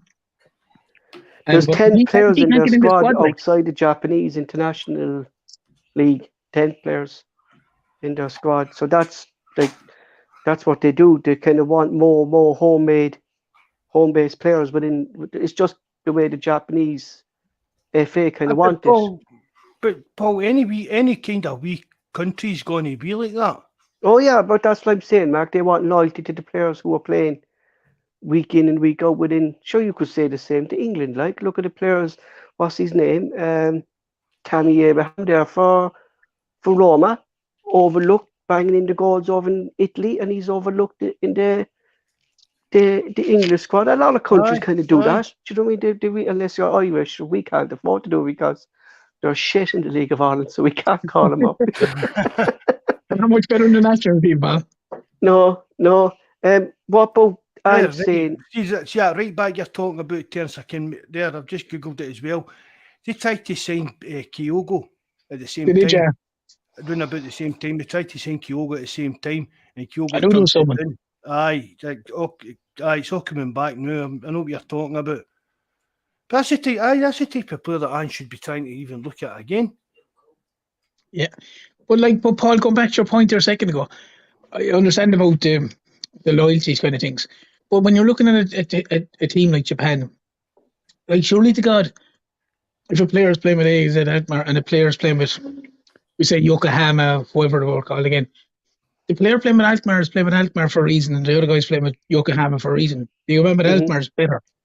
The man with Alkmaar is better. It's simple as that. He's playing in the Dutch league. He's obviously a good player. So the loyalty thing will only get you so far because the team will fall on their sword because you're not gonna, if you're gonna leave out quality guys just because other guys play at home. You know what I mean? It could be a very short World Cup for some of them. Well, how do we know? This is a market we kind of never seen, Terence. You know, we kind of opened up our eyes to this Asian market since we signed these Japanese players. So how do we know these players being called up from this Japanese squad are better, but they just haven't been noticed yet? Do you know what I mean? Maybe, fair point. Maybe, but you could put it that way. Do you know what I mean? Because if you look at that defender not being included in the squad is amazing. You know, what Andrew's comments saying the transfer dealing's already done for January, and they'll be sitting down after January for looking at the summer targets. We've already signed another Japanese like Yuki Kobayashi, 22-year-old centre back. What position do you think they're going to be looking at? I don't say centre midfielder because we're not looking at that. You know what I mean? We're definitely not looking at that. You know. No, we don't. Well, we don't need to get David. No, but that's what I'm saying. Like, because when you hear people say, "What position do you think we're looking at?" Or we need a big physical. Like, we're not going for that. Like, do you know what I mean? We're not. Like, you know, do you know? It's being realistic. Like, I think he could bring in a striker. I think we could do another striker. Yeah, I really do. I think because if you look if you kind of watched Ange Terence down the sidelines at the moment, and with the misses that we seem to be missing, I think he's getting a bit frustrated. That's like I've seen there a few times putting his hands over his head of these misses, with not just Kyogo's, but Giamarcus was guilty as well for it. Do you think we could be looking at a striker? 100%. We had this discussion a couple of weeks ago, and the two positions I said we're going to be centre back and centre forward, because I thought if Starfelt had been out long term, they definitely were going to need cover for him, and obviously with Vickers away in the World Cup, if he hopefully doesn't come back with any knock. But yeah, you can't. Celtic, if they can get a fella that's a bit more prolific in front of goal and banging them in, they were linked with the lad from, is it Ferencváros there for ages, the Hungarian crowd. Whether he's still on the cards or on the radar, I don't know. Was that the fella Hacking or something? Was it Hacking or something? Was it? No, I don't know what. I forget his name now, Paul. But it was the blondie fella. Wanted the blondie fella, the long hair or something. Was that him? No, that's you.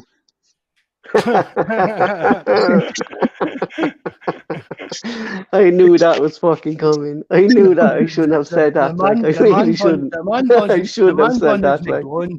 The man was as black as a whore's heart.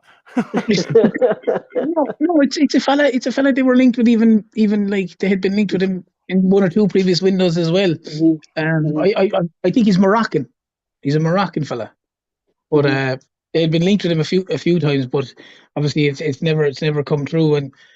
But yeah, look, I'm sure there's a centre forward there, because look, at the end of the day, Paul, they've got two centre forwards. If one of them gets injured and the other one isn't firing on all cylinders, you know what I mean? They're going to be up against it. I think as well, Terence, like what Mark was saying on there, like if Juranovic left, we'd be happy just with Ralston, but knowing the way Ange is, he wants two for every position. But I think that's the only kind of position really where we're too lightweight. Do you mean if one gets injured, and we saw last season, two of them got injured and we had to try Abada down there or Maeda down there, and Abada worked, but we does not Ryan Meyer, something like that. Turns that guy's name is. That's him, yeah. Aye. You know, yeah, that's him. Would you agree with that, Mark? Like maybe a striker we could be looking at, or something Ange could be thinking. It's a bit weird, isn't it? I mean, he said that he's going to strengthen the squad, but when you're sitting, it's a big squad as it is to him as well. There's a big squad now. We're 9 points clear with a massive goal difference in the league. And I mean, I don't know. Do we really need signings in January? Definitely. Do you think so, Ter? Definitely. You can only. I'm a firm believer in, Mark, strengthening when you're in a position of strength, and Celtic are in a position of strength now. And if you can bring guys in that are on par with guys that are already there, if nothing else, you keep the players that are already there on their toes, and you keep everyone aware that, okay, if I drop my standards, there's not now all of a sudden there's one guy behind me. There's two guys looking for my job, looking for my position.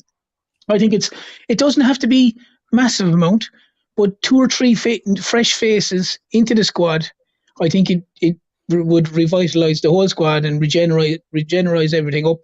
And I think it's good to do it, and especially if it's in key positions and that they can contribute to the team. If it is a centre back and if it is a centre forward or something like that, I think that's vital.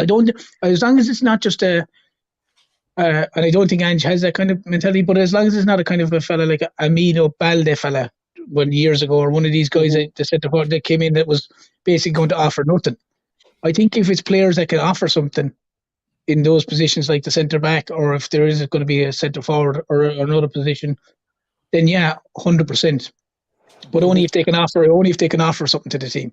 Mappy is saying Celtic have scored 50 goals in 15 games. In my opinion, we're doing well up front. I agree with you in that, but my main concern is if something happens, if an injury comes, do you know what I mean? Then you only left at one striker, and we've saw it last season, Mark, where we were out both strikers at some point. I mean, it seemed for me it's the only area really where we're kind of lightweight, do you know? Do you think maybe these signings, Mark, would be bring in a big, strong, fast, powerful, quick centre forward, Paul? a different option? I mean, don't get it. Giamakis isn't he? He's no slouch, but No. he's a better striker than Kyogo is. I've said that for months, for a year now. I've said that it really is. But I mean, again, Paul, it's just Terence. It's just down to the size of the squad we've got, the amount of players we've got. We would all like to sign X player or this player, that player, but where are they going to get into the team? But could they maybe plan in, like, kind of years ago, Mark, we kind of did our business in the January transfer window and then had them ready for the summer. I know that was down to kind of getting ready for the qualifiers then as well, but we're not in the qualifiers. But could these be more kind of the Bosman market then?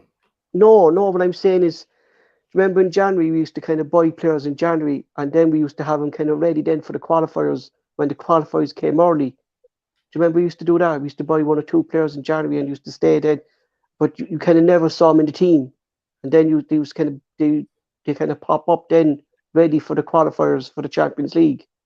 You know, would you think maybe they're doing something like that? That's how we weren't fucking qualifying for the Champions League. I know, but that's what I'm saying. Like, do you think maybe they're buying these players and kind of breeding them in for next season already? You know, because I really can't see us. I really don't know how. I'm like you, like how we can buy these players without shipping players out. Yeah. Aye, it's more like where do these players fit into the squad? I'm thinking, because it's going to say a lot, Mark. If we do buy players in January, you kind of really suggest who's going to be leaving in summer. Japanese boy. I'm not convinced with this new Japanese. We'll have to see, man, because he's coming in highly regarded, but as a project more so than ready-made. You know. It's what about the live chat? What positions do you think we should be strengthening? Me? No, I've seen the live chat, the guys in the chat and that.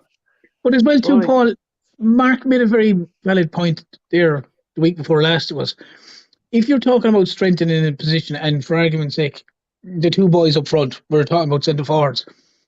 Like, if Celtic were saying, okay, just this or that, Mark mentioned that lad from Livingston, the centre forward from Livingston, a different kind of option of a player, but not going to cost you a ton of money, and looked a half decent player.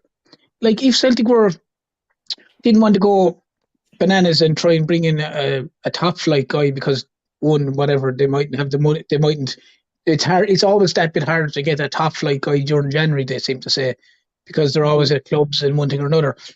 But if Celtic were looking at the option of another striker, that's the kind of road that they could go down. It mightn't be everyone's cup of tea, but it's the road that they could go down. That gives you a different option, because anytime he's played, he's looked half decent. He looked decent against Celtic. There's only one player. There David went there. He's went there, Paul. We need a third striker and another CDM. You've been into the CDM word, Paul. Can't tell. Yeah, but I know, David, man. We've been screaming for it. He has 5, yeah. No, but an actual out and out kind of. We don't have, but he doesn't want one. He's not going to do it. No, he doesn't want one.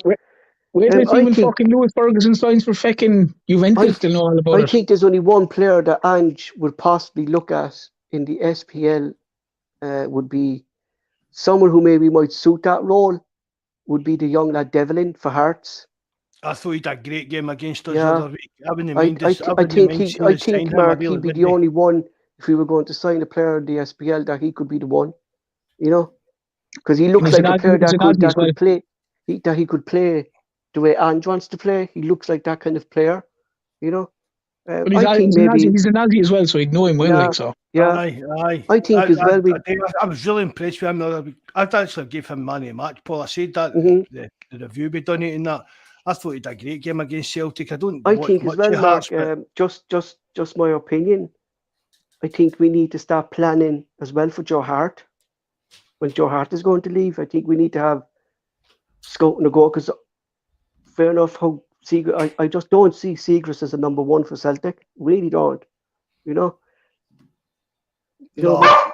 but, Jesus Christ, dog. Neither does Yogi. Neither does Yogi then. No, but I don't. Like, I really don't. I mean, Why? I say Max, we're going to get a Max a year or two out of Joe Hart.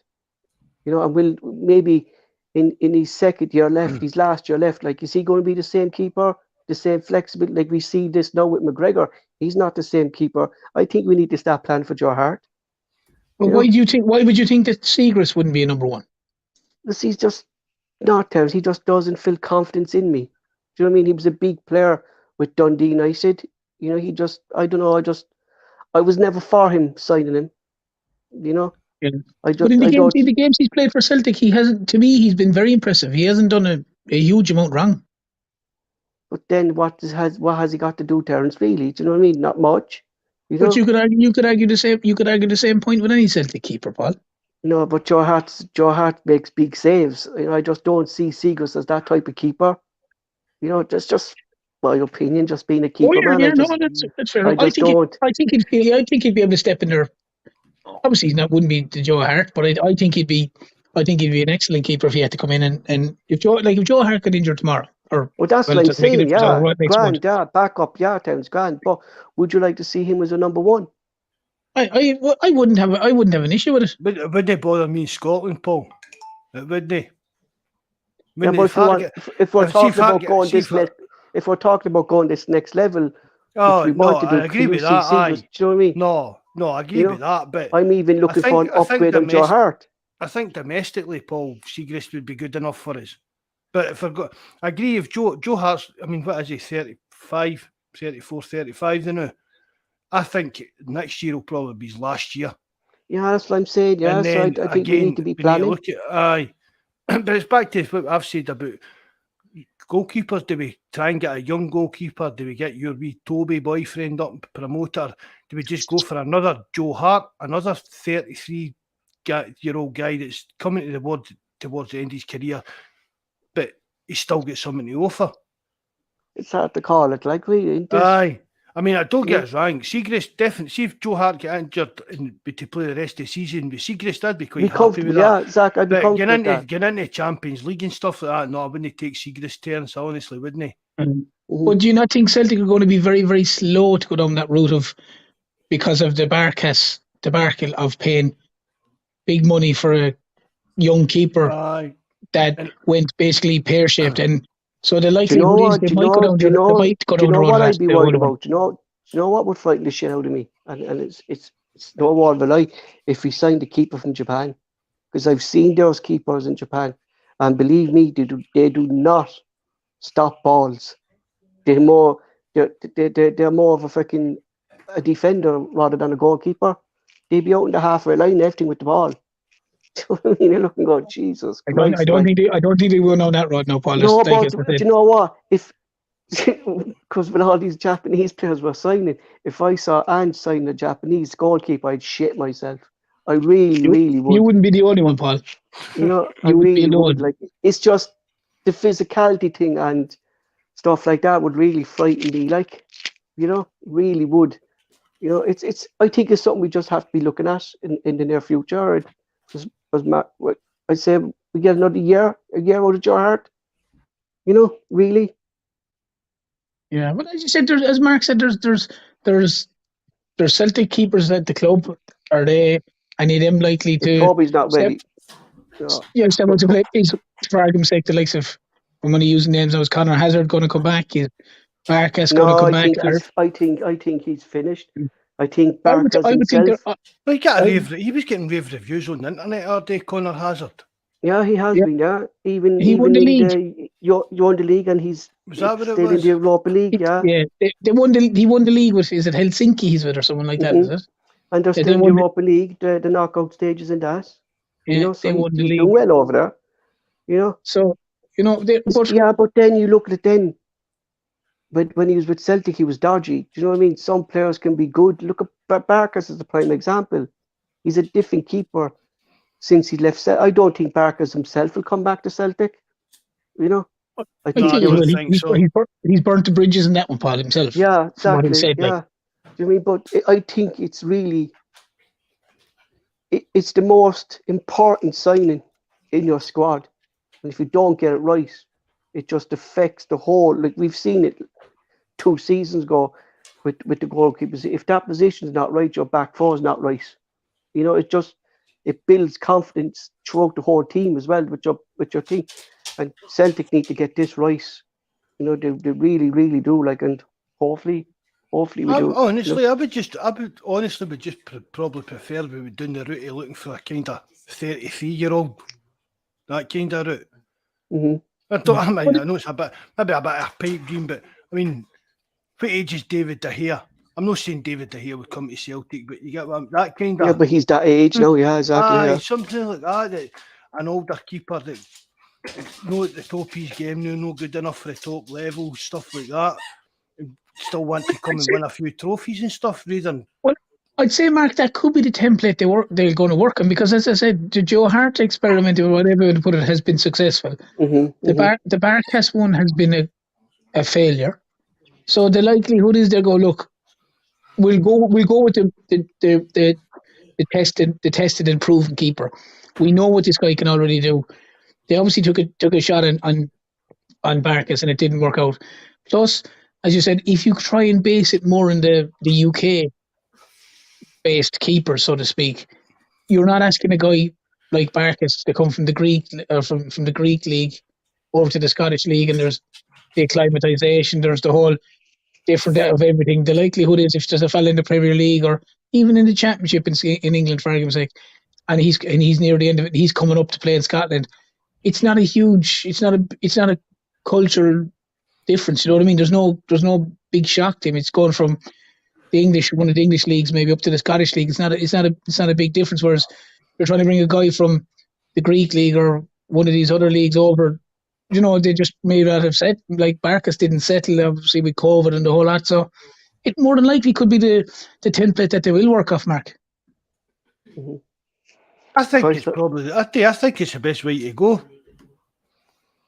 Unless you've got like an exceptional young keeper. But even that, I mean, when Fraser Foster, and before that was probably I've even forgot his name, the Scottish guy. That's Gordon? shocking. Craig Gordon? No, who was the young keeper? David something. Marshall. God, that's shocking. Forgetting that. That's He's too playing bad. the Hibs On now, names. Aye, but I mean, he was probably he was like another good young keeper that was coming through, but it just wasn't quite good enough for Celtic, wasn't it? Young keepers, it's weird. I think it's hard for a young keeper to come through at a team like Celtic, even like Rangers or stuff like that. I think it's a really hard position for a young keeper to prove themselves in. It's very rare. Mark, Toby needs to go out and loan before he can make that next step. You know, that I think that will be the next step in Toby's Celtic career. Maybe next season, I could see him go out and loan, but he's still only 19. I mean, is it too early as well for him to go out and loan? I like him to stay at Celtic till at least he's 20 and go out and loan then. I'd rather him go out and play games, Paul, because it's like the one thing that everyone can correct me if I'm wrong, but it's very rare you see a keeper in goals and he's 21 or 22.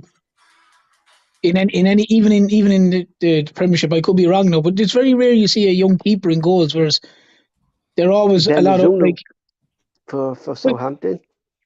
Well, okay, he's one, but like I mean, you have a lot of them. Like you would have. That's no the norm. And to most goalkeepers that's experienced, it counts. Yeah, this fella, Belzunu, is just a different level. He's an exception to the rule. Yeah. It's like Donnarumma kind of thing. He's an exception to the rule. The majority of goalkeepers are a bit older. The majority of goalkeepers are probably their best once they hit their 30s. They really are. It all comes down to the experience of playing the position. Whereas you'd say if a fella is in 23, 24 and he hasn't really broken into the first team or cemented a place, but that's what I'm saying. That's what I said about 27, 28, 29 That's what I said about Conor Hazard. Do you know what I mean? If he's not in and around the Celtic first team at this point of his career, he's not good enough. And I could be saying the exact same thing about Toby. Toby's never got to play for Celtic, Paul. He will. You need to get that. No, he'll know. He will. Maybe why 1 or 2 games. Toby No, has he will. never I got- guarantee you, Mark, he will No, be he's Celtic no. goalkeeper. He will. If Celtic can hold on to him, he will be goalkeeper. And No, I guarantee you that. so what if Celtic When don't? though, Paul? Exactly Well, I'm not. when? I'm only 19 asking to years. come in. He's only 19. I expect Toby to be Celtic keeper when he's about 24. But is he going? Is he going to stay around for that long? See, that's the problem. Look That's at the Ross. problem. You can't say that. Then If we don't have a plan for Toby at the moment, he's going to get picked up. And if he's not playing with Celtic's number 1, What's the he's plan? going to be playing down south number 1 at a club bigger than What's the Celtic. plan? You're saying 24 for 5 years. You Yeah, can't man, he's come only into- 19. He's only Aye, and 19. you're saying you expect him to be Celtic's number 1 by the time he's 24. That's But 5 you're- years away. Yes. No. But that's what I'm saying. We need a plan for Joe Hart now. Because Toby's not ready. No. You know? He'll play a handful of games and he'll move back down to England the next couple of years. Yeah, and That's- he'll prove fucking that's what'll Celtic happen. wrong. And he'll prove Celtic wrong. And he'll prove you wrong. No, he won't. I mean, 'Cause I know- you've just said he'll be Celtic's number He will 1 play in for 5 Celtic, years. Mark. But we have to keep him in and around the Celtic squad. We have to train this guy right. Do you know what I mean? This guy is being watched by Spurs again. They want him back again. Bryson are Fucking looking sell at him. him then. Huh? But do you Why think- sell He's him? not going to get into the team. But how do you know? Well, how do you know he is in 5 years? You're saying you expect him to be Celtic goalkeeper in 5 years' time. Yeah, he could be all your Mark. He could be like Benazzino. We could see him in Celtic goalkeeper. He's 23. He could be one of these different keepers. Do you get me? You know, Aye, he could be. Yes. But So he's I'm not showing saying, anything. I mean, the first game against Real Madrid, he was absolutely honking. Right, you get man of the match in the second game, but he's a 19-year-old, Paul, and he's not even getting a sniff right. I'm just saying he's taking him to Australia, him and Boss and Lowell and Bivata, right? But Paul, you're talking about in 5 years' time. A hell of a lot can happen in 5 years' time. What if Ange's away and the next manager just doesn't fancy him? You That's what I'm can't saying. sit there and say that he'll be I'm Celtic's saying, number Mark, 1 if he's keeper. still at Celtic at this stage, he will be a number 1. You know, I think it's a risk worth taking in keeping this lad at Celtic. Oh, I agree. No, I agree with Yeah, that. I agree that's with what I'm it's a risk, saying. but I just don't think it will happen. I really don't. But know, do you no. think from Is the it- young lad? Do you think from the young lad, Paul, that Toby, that he'd be happy just to be, in a sense, a bit part, not even a player, not even a bit part player, just around the first team squad, not really getting many games till he's 24. Pap to it in loan every season. Yeah, I season think after season. we'll have to see. Like we'll have to see. Like at the moment, he's 19 and he's shown Yeah. great potential. All right. Yeah. So maybe in 2 years' time, we'll actually see where Toby is in the squad, and we can judge him then. Do you know what I mean? We'll Yeah, see yeah. what the plan is for Celtic. But I mean, I'm at the saying to moment, you, I'm saying he's not ready. He's 19 But years of age. He needs if you're time. saying That's Joe what I'm Hart, saying, for argument's sake, He needs to if go you're on saying loan Joe- when he's about 21. I know, but You if Joe can't Hart, send for a argument's 19-year-old out when he's 19 years of age. He's too young I to be thi- playing week in and I- week out at the moment with a senior thought- squad. I think one, he can be. Oh, that's my own opinion, and we're all opinions are different. But if Joe Hart is, if you're saying that Joe Hart potentially, and I agree with you, could be gone in 2 years, then surely they should. If this young lad Toby is, If he's ready, yeah, he should be given a chance. Yeah, if he did, definitely. then if they think that he's the right man for the job, then they should be putting him in. But I can't see anyway, Paul, how it could be till he's 24, which is like 5 years out. Well, Because that's what I who's said. He's peak. I know, but That's when who's to he's say going to that Celtic peak. don't have? Let Terence finish. But Yeah, but yeah. who's to say, Paul, that in 5 years' time that Celtic don't have, for argument's sake, a Fraser Foster style goalkeeper in goals? Do you know, 5 years in football, Celtic squad could have changed 2 times over. So I the know fact that, that yeah. but not what saying I'm that, saying, but I'm just saying I know, is- but they could have a phenomenal keeper in goals in 5 You're years' time. writing off this keeper and No, you know I'm what I mean, not writing straight off. away. Nobody's writing him Do you know off, what I mean? Paul. What we're saying is he's only a young guy. You're Yeah. talking about what's going to be happening. We could all be dead in 5 years' time. That's what I'm saying, Mark. What I'm Right. saying is like 22. If this lad is progressed the way he's progressing, 22, 23, he'd be well able to come into this Celtic team if he's progressing the way he is. That I That's don't what I'm trying to say to dispute. you. I don't dispute that for one sec, Paul. All I would say is... Many games they played this season, Paul? He's played none this season, Mark, with the first team. No. Many games has he played this season in the Champions League? He's played in the World Champions League squad because Ange wants him in. Ange doesn't want him in. How many goals did he let in?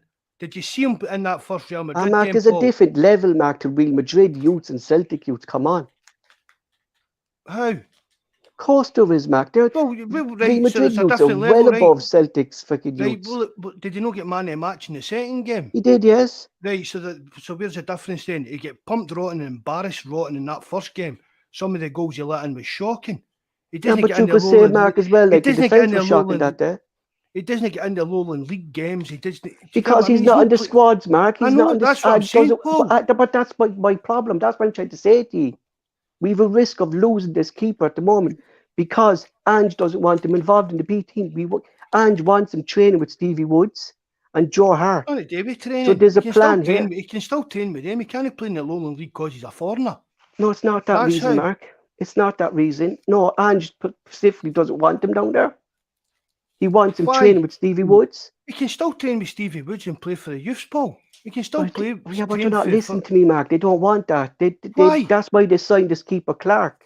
So Clark will be the number one for the B team. And Toby has taken the step up to the senior squad. A step up to what? Fourth choice? How's that a step up? Yeah, Mark, he's only 19. That's a huge step up for a 19-year-old goalkeeper. To the fourth choice. Do you think, Paul? It's huge. It's a huge step up, Mark. Do you think, Paul? Do you think, Paul? Though, from he's a young lad. He's only 19. That's fair enough. But do you not think, regardless of your sport, if you're 18 or 19 or 20, whatever, the most important thing for that young lad for his development is to play a game, whatever level that is, whether it's Lowland League, I know he can't play. No. I want him to stay at Celtic and train with Stevie Woods and Joe Hart. He's learned from a top keeper in Joe Hart. That's what I'm saying. Yeah, and then maybe a year or two, I'd put him out on loan. I won't put him out on loan now because he's too young for that. I'm not disputing that. I'm not disputing that for a second. Keeper position is different than an outfield. Like an outfield keeper can go out 19 years of age, go out on loan, but it's different for a keeper to go out that young and loan. Hold on here, right? So he's not playing for the youths, right? He's played in the Champions League and had indifferent performances. Because he's a better keeper than Clark, and that's why he's gone down there. Let me finish. He's now fourth choice in the first team squad, doing nothing week in, week out, but he's training with Stevie Woods and Joe Hart. You think he should go out on loan? He wouldn't be training with Stevie Woods and Joe Hart then. I'm not saying put him out on loan. I'm saying don't let him go out on loan. Mark, this is part of his point here then. This is part of his progress, Mark. You're not getting me. It's part of his process of training as a goalkeeper is step up a level. He's stepping up a level to train with. Yeah, but Mark, you don't understand the goalkeeper. You've never played it. A goalkeeper's position is about progress, Mark. It's about progress, Mark. Any player needs to be playing games to get better. Being fourth choice to Celtic first squad, Toby needs to learn about positioning. He needs to learn about positioning, Mark. Positioning, how to conduct his defence, how to do all this stuff. This is what he's learning. That? He's learning off Joe Hart, he's learning off Stevie Woods doing training. The only players who can learn that, Mark, is training. And what's stopping playing and games? This is what he's learning. He can still train with the first team squad and play in the Lowland League but games. That's what I'm telling you, Mark. Ange doesn't want him. That's what I'm trying to say to you. But I don't know why. Fucking ask Ange. Jesus, man. That's what I'm trying to tell you. Ange doesn't want him down there. I don't know why. Has Ange explained that? But this is a part of his pathway. This is a part of his progress, Mark. That's what I'm trying to say to you. You're not listening, it's right? Not happening. I'm not listening. And don't tell me I don't understand anything, Paul. Don't. Right, moving on. World Cup predictions. Who would you fancy? Argentina. Yeah, I'd say Argentina. I'd like to see Messi go, especially with the heat over there. I fancy Brazil. Brazil will be there or thereabouts because of the kind of heat and stuff, but I always kind of back up Argentina. Would Croatia be dark horses? What's that? Would Croatia be a dark horse for America? I don't know. They're old. Croatia. No, Croatia, but America might be a dark horse as well. America's got a lot of good individual players in that. Yeah. No, I mean they've got. I mean, I don't think Carter Vickers is going to be a first choice for them, is he? Hard to say, really to be honest. You know what I mean? don't really I don't know. much I don't know about enough their team, to be honest. I don't know much. That's what I mean. I don't know much about their team that wise, but I don't think Carter Vickers will be a starter for them. But even talking to the likes of Mikey and a couple of other guys in that, America's like a good, maybe an outside bet for it. Plus, it gives a wee bit of an interest watching him if Carter Vickers is going to be playing. The threes need to pick a team and then keep an eye on them. Yeah, the likes of Argentina and Brazil are normally going to go-to ones, though. To be fair, do you know what I mean? They're always the kind of ones that when it comes to World Cups and things like this, you always keep an eye out. But obviously, you look at teams like Belgium that have always been underperforming. The Dutch haven't really done much in a long time either. But I don't know. I just had a feeling. I said it to one or two boys in work. I think Croatia. Not that I know a huge amount about them, but they're just a tiny football inside, you know what I mean? Didn't get to the final last year. No, last year. The last World Cup. I think I'm they sure could they have. got to the final, aye. That was held in England. That was held in Wembley. Was France and Croatia, Euros? Was that the Euros? Yeah, right, was that the Euros they got there, right? Yeah. That was Italy and England, sorry, yeah. They're just a tiny football inside, Italy didn't qualify, though, didn't it? I know, that's a shocker, I know, innit? Right, so who you keeping your terms? You need to pick a team to be our correspondent on. Okay, I'll go Croatia because I said them so. That means you need to watch all their games. Grand. That means you need to watch all their games. Right, Pablo, who are you picking? I don't know, man. Something's telling me, you can't write off the French. You know, the French always... The cheese-eating surrender monkeys. Especially with fucking Benzema as well, called up to the French team again, and he's banging in the goals. There's no tomorrow. Benzema. Aye. He won the Ballon d'Or too, didn't he? You know, my only weakness with them is Lloris. I think Lloris is past this. He's brutal. Yeah, but he's not the same keeper. Don't talk about fucking goalkeepers. No, what I'm saying is... Toby got a French granny. He's not the same keeper as he was fucking 2-3 years ago. Do you know what I mean, Lloris? Nah. Do you know what I mean? It's still quality in front of him, right enough, isn't it? The French. I fancy a South American thing with the Heat. I think the Heat will play a major factor in this World Cup. The Heat over there will be unbelievable. I could fancy Brazil. I worked in Qatar, and even in winter it can be hot. You did you? No, not me. Eddie on the chat there. I lived and worked in Qatar. Even in the winter, it can be hot. I think European countries might struggle because of that. Yeah. I worked in Iraq and it was the same thing. I worked in Iraq and it was Iraq and Baghdad, and it was and it was Saddam Hussein's PR man. That's it. Yeah, he was there at the time. Body double. He was body double. A wee fake moustache on. and a big pubic head me.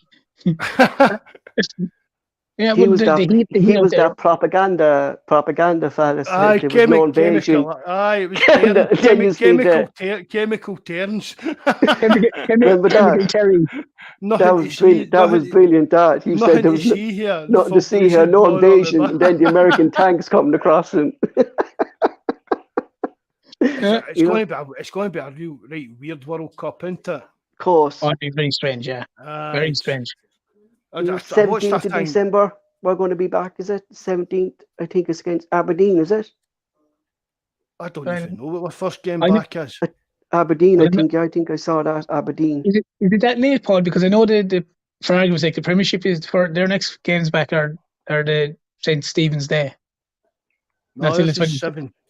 17th of December, 12:30 away to Aberdeen. Aberdeen, yeah. Right, Pablo, aye. That's a tough game to be coming back to as well, isn't it? You know? Yeah. And then Livingston at home. They're tough. You look at December there, right? With Aberdeen, Livingston. Aberdeen, Livingston. St. Johnston. Christmas Eve at St. Johnston. They're tough games, Hibs and then the Mankeys and then Kilmarnock. That's us to the 7th of January. We come through that with maximum points and I'll be quite happy, I think. Mm-hmm. Oh, yeah. Big time. I'll be But over Let's the face 18th it, anyway.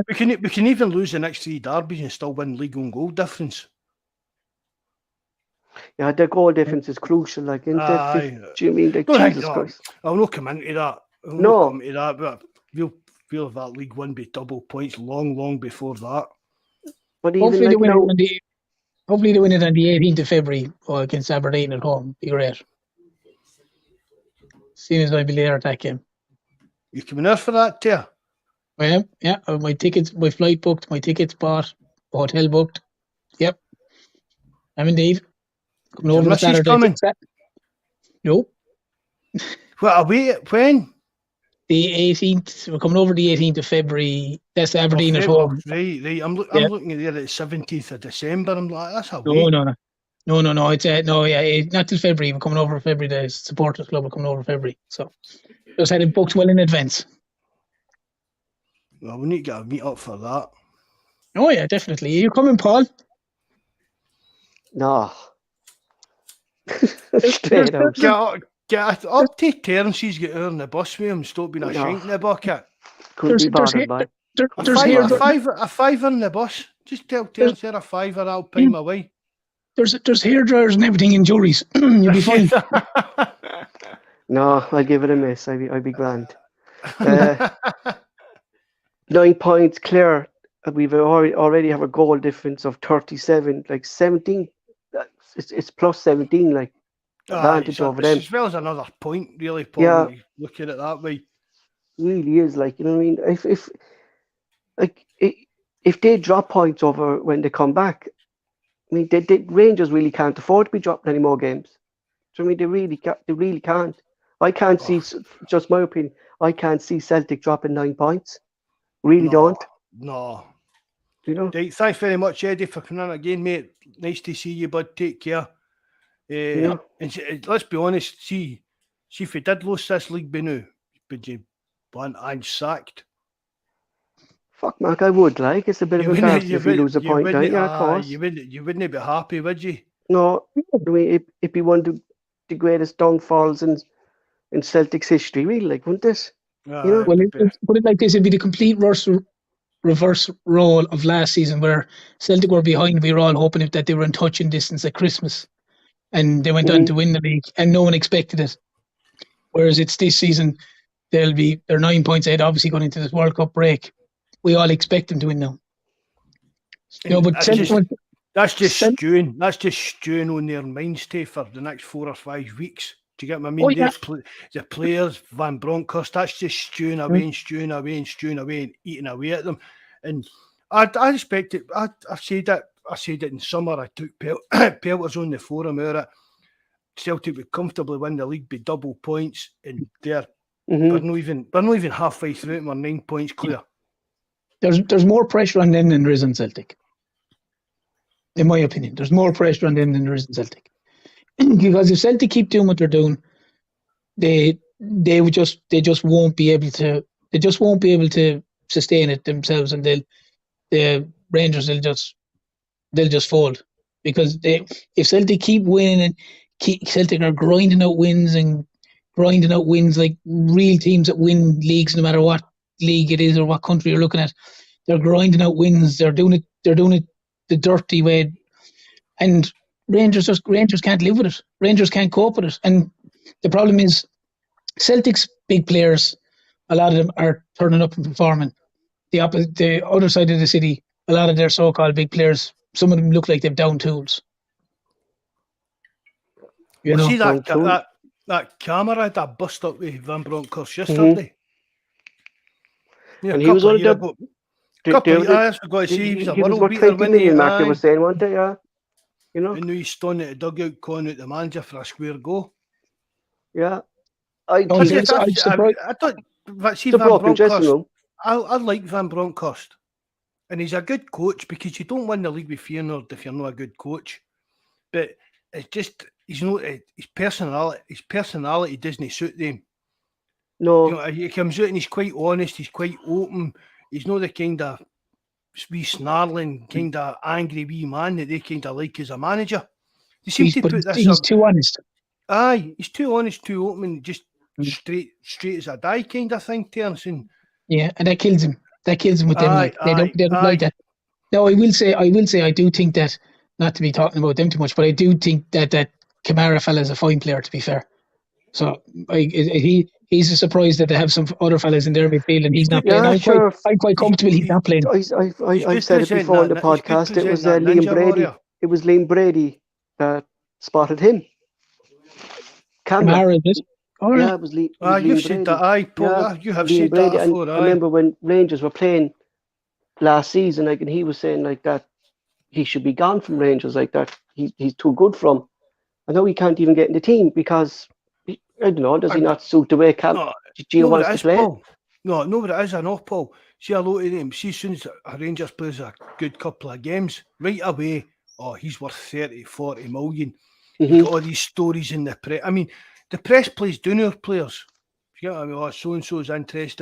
So-and-so's interested in signing so-and-so for a cut price deal because he's only get this on his blah, blah, blah stuff. Whereas all of a sudden, one of their players is a couple of good games the next time. Juventus want him for £40 million.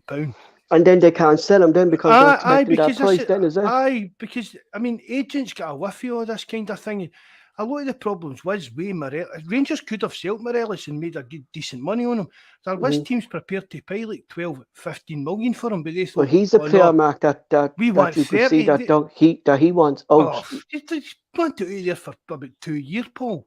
Jesus There's Christ, others ones here as well that are desperate to get it. Ryan Kent came up here because he met a lassie. That was right. I'm not even getting into what the storyline behind that is because it's wacko. But Ryan Kent came up here, was on loan generally first or something. He moved up here because he'd met this lassie from Motherwell. Blah blah blah blah blah. So he moved up here to join Rangers. Then the lassie and him fell out, and for that deal, he's just no need it. He's just no want to be up here. And that's basic. That's just basic. We're talking about how to try and bring players into the club and that. You've got to think of this kind of thing as well. But I said it's all down to the actual individual players' attitude, what they want to do, where they want to be and stuff like that. But they're in the position where we were in the last season of Lennon when they have players who didn't want to be there.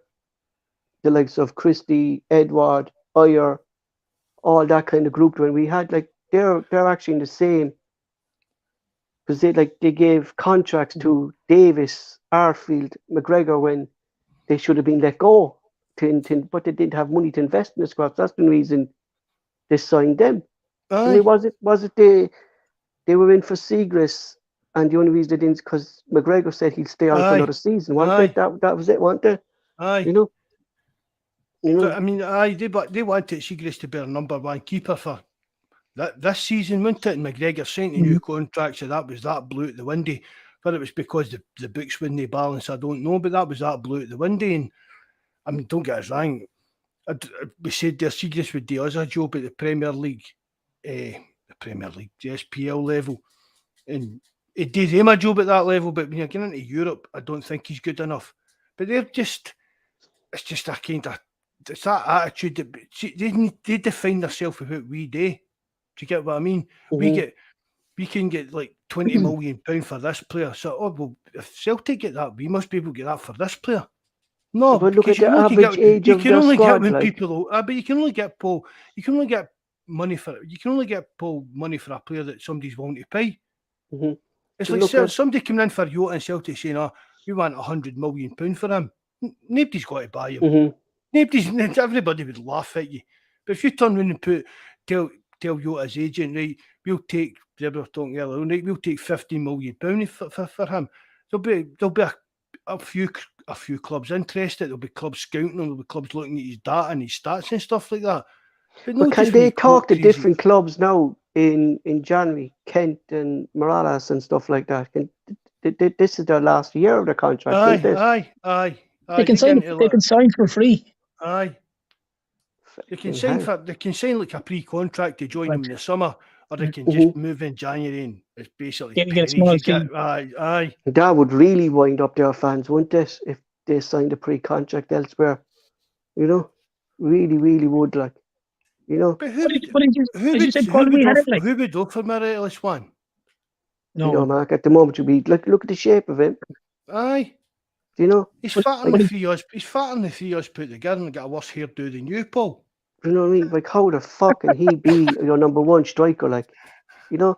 But we He's not the part. criticised Neil Lennon There's a coming wee back shout, for wee out of shout shape. there. Evening, Thomas. Thanks very much for coming in, mate. Nice to see you, bud. But we came on and we criticised Lee Griffiths coming out of shape. But your man is twice as bad, even worse than you know, he Yeah, but can't even get up the pitch. But those two individuals you've just mentioned there, Paul, in Lee Griffiths and Morelos, both of those They're two their own individuals have downfall, yeah. they're both their own worst enemies. Like, Mhm. you know, both of those individuals should have had. Well, Lee Griffiths should certainly probably still be playing with Celtic. Morelos, if he wanted to move or whatever, have a bigger move, should have just knuckled down because he downed tools there maybe 12, 18 months ago. He got in a huff over it sounded like that. These guys were two genuine goal scorers. Whether you like them or loathe them, they were goal scorers, and that's a massive thing in a team. Those two, mad shaggers. Two of them are mad shaggers, I know. Yeah, but those two guys could have been, you know, I said Griffiths could have been Celtic still playing away. Morelos could be somewhere else, maybe Spain or Portugal or somewhere playing away. But the problem with the two boys is their attitudes are absolutely horrific, and why would anyone go near them? Why would anyone go near them with a barge pole? Because all what either of those two individuals bring is trouble, and bring huge baggage with them. And you'll find that if Morelos does leave and he goes to wherever, like maybe not as bad as Griffiths, but he'll probably go and they might get maybe 2 million, $1 million for him, and he'll go to some obscure place where way down in the Spanish league or something like that. You'll never hear of him again, so to speak. You know, so they're their own worst enemies, like the two boys. I honestly don't think you'll get that kind, even 2 million or that for him, Terence. I don't. Yeah, they have to sell him in January, don't they? Who's going to give 2 million for him in January when they can get him for free in the summer? Well, maybe, yeah. I suppose I was just using it as an example, but that's a very fair point. I know what you mean. If he maybe did another year, like 18 months left in his contract, but he's available for a free in the summer, and it's just it turns, but it's kind of even the levels of who's even got to take Morelos in a free. I mean, would you see if he was playing for, I don't know, say Southampton or something like that? I can't even see that, Mark. I can see him end up in South America, like a lower team there. I was going to say that, but what I was going to say there was, Paul, if he was playing for like a team we kind of seen, would you say, oh, here, he would do us for a third choice striker as a free in the summer? No chance. No, not the way. No. Right, David, good night, mate. Thanks very much for joining us, bud. It'll take him 2 pre-seasons to get in shape. It's Terence, you said there'll be South America and a free transfer of some low-level Spanish or Portuguese type of team or that. Whereas the other guy, to be fair, again, like him or loading, Kent would offer a lot more. You know, he might be the most likeable individual that you see, but he would offer a lot more than a Morelos. You know what I mean? Maybe, as you said, he's got other things on his mind or whatever, but you could see him if he moved to a lesser side. I know he was linked with the likes of Leeds and all these before. I don't think that would be on the cards anymore. He'd probably be more championship side now. I was going to say that too. But he'd probably do a good job down there because you see a different player down there, Terence. Yeah, exactly. You see a different player there because he wants to leave. Yeah. Yeah, because when they want to go, when a player wants to go, we've seen it in Celtic, and obviously they're seeing it now. If nothing else Celtic learned from it is that if someone wants to go at a certain time, get the best money for them and let them go, because the notion of holding on to players anymore is dead in the water because they basically. They down tools. They down tools. They act like children. There's no such thing like you've got a handful of players like a Callum McGregor, James Forrest. These guys that are like kind of one club players, like your of days of old, like Paul Scholes, Giggs, and these kind of guys. Yeah, you don't see it anymore. You know those the badge kissing and all that's take it with a pinch of salt because the following week they could be gone kissing another badge in another club, so it means very little to most players. But if a player wants to go, look, Celtic have learned the hard way. Get the best money you can get and let them go. And hard to nail on the head there too. That's exactly that. See if a player doesn't want to be at the club, you tell the way the modern football works and that Player doesn't want to be here. You tell his agent, we want this X amount. It's up to you then to get him out the club. Would you think Ivanovic falls into that? No. No, I don't either. But I think he'll get an offer after the World Cup if he plays well. I think I agree with that. I think he will get there will be offers for Juranovic, but I don't think Juranovic is that kind of moody kind of type, Paul. And again, it's maybe only going to be a case of 6 months. You can maybe talk a player into staying for like 6 months or a year, but you can't force a player constantly to stay. No. When you're over it, see if you're right, if you've got a player and he's saying, right, just for sake, just to fling a name in it, Jota, right? Jota's been playing well, blah blah blah, and Celtic think he's worth a new contract. Right? See if Celtic say to his agent, fancy I talk about a contract. Oh, I don't know about that. We'll see what's happening. So you leave it. Then 6 months later, you say, what about this contract? No, I don't know. There's get some interest for this and that, and it's at some point you've got to make a decision saying this player, he's long term, his head's no in here. So we've got to sell him at the right time to maximise the money we make off it. And again, getting back to Peter Lille, he was one of the best at it. If a player didn't want to be here, he didn't force them to stay, but he rung the very, very last dime out the deal. We always knew that Edward was going to go at the end of the kind of just before the transfer window. We always knew Dembele was going to go just before the end of the transfer window. But that was just Peter Lille negotiating the very last ounce of sweat, blood and tears that he could get out it. But I mean, Morelos, there have been stories in the paper that have been signing contracts for the last 18 months and nothing's materialised. So there's no anonymous tension. that came in from Qatar, wasn't this? There's just China was China, £30 million bid for China or something like that. They said, wasn't it? But when these players are not renewing contracts, Rangers should have told their agents last summer, look, if they're not signing a new contract, we want rid of them. We get money, get them out the club, and they've not done it. And when you do stuff like that, it all comes back to bite you in the bum. Backfire, Mark. Look, we learned the hard way ourselves. Why? I mean, see the stories with Morelos going to China for 30 million. We knew that was bullshit. No, but there's probably they were somebody even saying Napoli were in there, Mark, and Napoli never ever came out. And there was Benfica, Sporting Lisbon. These teams never even came out and looked at them or made a bid. Like there was no bids. Like it was just all bullshit. Yeah, and it was It was mostly the Daily Record, wasn't it, that were putting out there. You know? And what Rangers should have done was, Paul, see when there was teams willing to pay, even say 12 million, just fucking take that. Yeah, because they couldn't, Mark, because they'd be uproading because they've been in the paper, we've got this bid for China and so's want to pay 30 million this and that, which was all just bullshit. So they should have just asked, but that's Celtic Celtic don't do that. Celtic we got 5 million for Christie, who had 6 months in his contract. Like, do you know what I mean? Peter Lord was brilliant, all right, though. In fairness to him, like. Definitely. If you look at a guy like Tierney, who was at the top of his game, to be fair to him, when he left for 25 million. That's your marker. So the notion that guys are going to go for 30, 35 million, it's pie in the sky stuff. Because Tierney I think there's a player in this crop of team that will break that transfer. I don't know who it is, but there could be. Maybe I'm saying back at the time when all these other bids were in, maybe that might be the case, Paul, but that may be more dependent on the fact that, in the sense, what you would have got for 6 million 5 years ago. You won't get that. I've said that for years. It might be 12. It might be 12 million next time round. But I fully understand where you're coming from, Paul. From that regards, it could be harder for us then, as well, in the opposite side as well, Terence, like to buy players because the prices are going to go up. Do you know what I mean? Your scouting department really has to be up to scratch now to find these gems. But O'Reilly.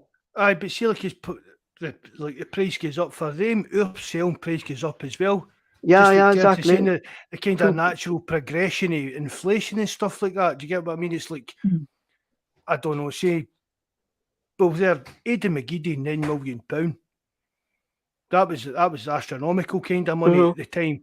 Whereas now, it's not really that great Do you get what I mean? But it's a risk then Inflation as well, goes up. Mark, because you don't know if you're getting the best player just because of the price. Do you get me? You know? Aye, You aye. could get, Oh, you know, any look O'Reilly, transfer's yeah. a gamble.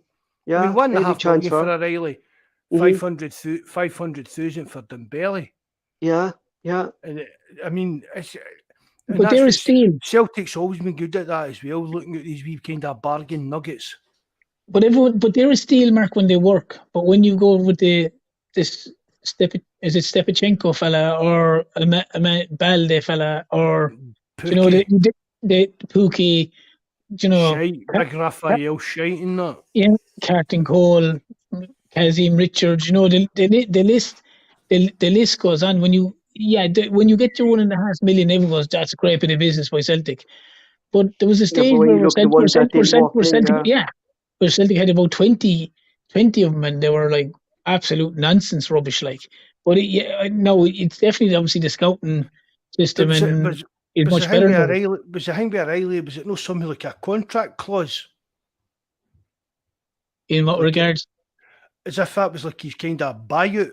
If it's like, see when Dembele came to us, it was Yeah, just for that was that it, kind Mark. of It was international fee kind of thing. yeah, Whereas it was. if an English team had wanted him, it could have maybe cost him something like, I don't know, It is, Yeah, maybe yeah. I'm wrong. It was 7 or 8 million, but 7 or 8 we got it million. for 500,000. So was it maybe somebody? I'm sure I read it. I might be Well, wrong. something Here. like that. Yeah, no, I'm That's how sure it we was something to do with like that. that's that. how we signed Dembele. I, We I bet exploited that rule. Aye. Yeah, There yeah. I'm sure there was something in O'Reilly's contract that if he went to a team outside England, he could go for 1.5 million.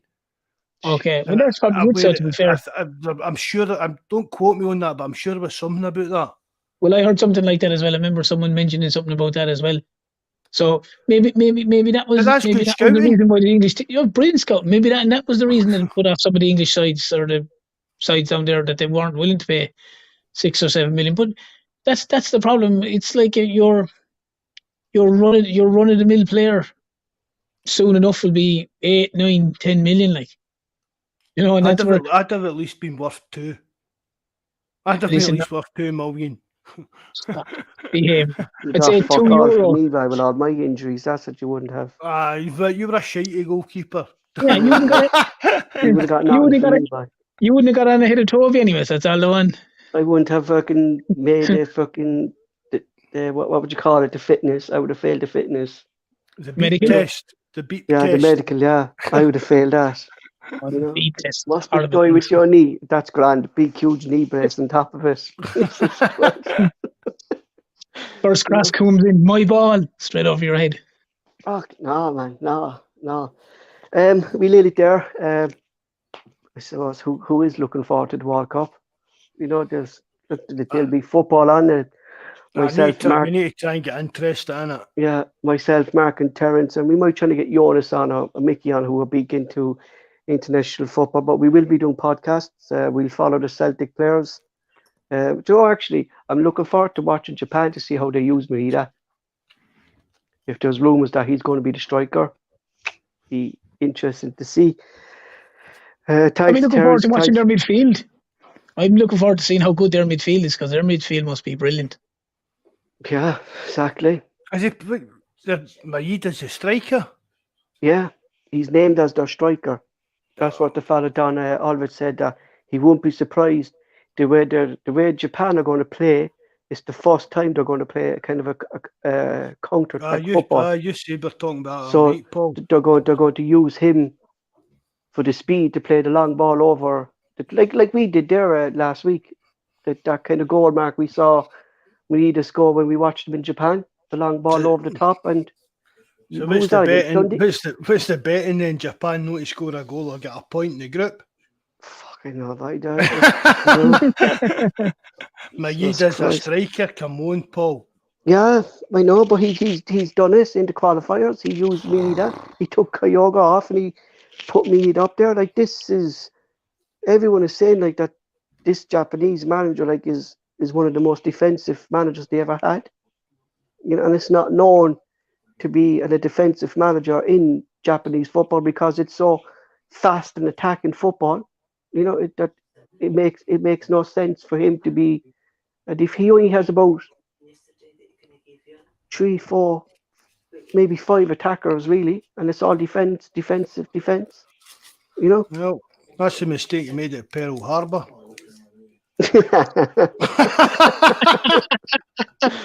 Jesus. I thought we got our channel deleted. I think we'll wind that down for the night, Yeah, lads. exactly. Yeah, exactly. Get your love, Paul. Big shout outs to Toby, Paul. Go for it. Tell him you love him. Just Who? shout it out. Toby, just admit it. I was going to say there, but we're not going to talk about Toby anymore because we've different opinions, and Mark will It's close not the just show. banter, Paul, man. You know what I mean? It's just a laugh and a joke, but no hassles about it. Thanks very much, Pablo. Same to you, Ters. You're always great when you come on. We don't know, we John United Ireland, he's shot in the bucket again and sitting with Jabber probably somewhere shining in a bucket. Everybody that listens in, we really appreciate it. Hope you enjoyed it. Everybody that listens back, brilliant. And remember our Christmas appeal, the link's in the description box below. If you can afford to get in, please do. Good night, lads. Hail, hail. God bless.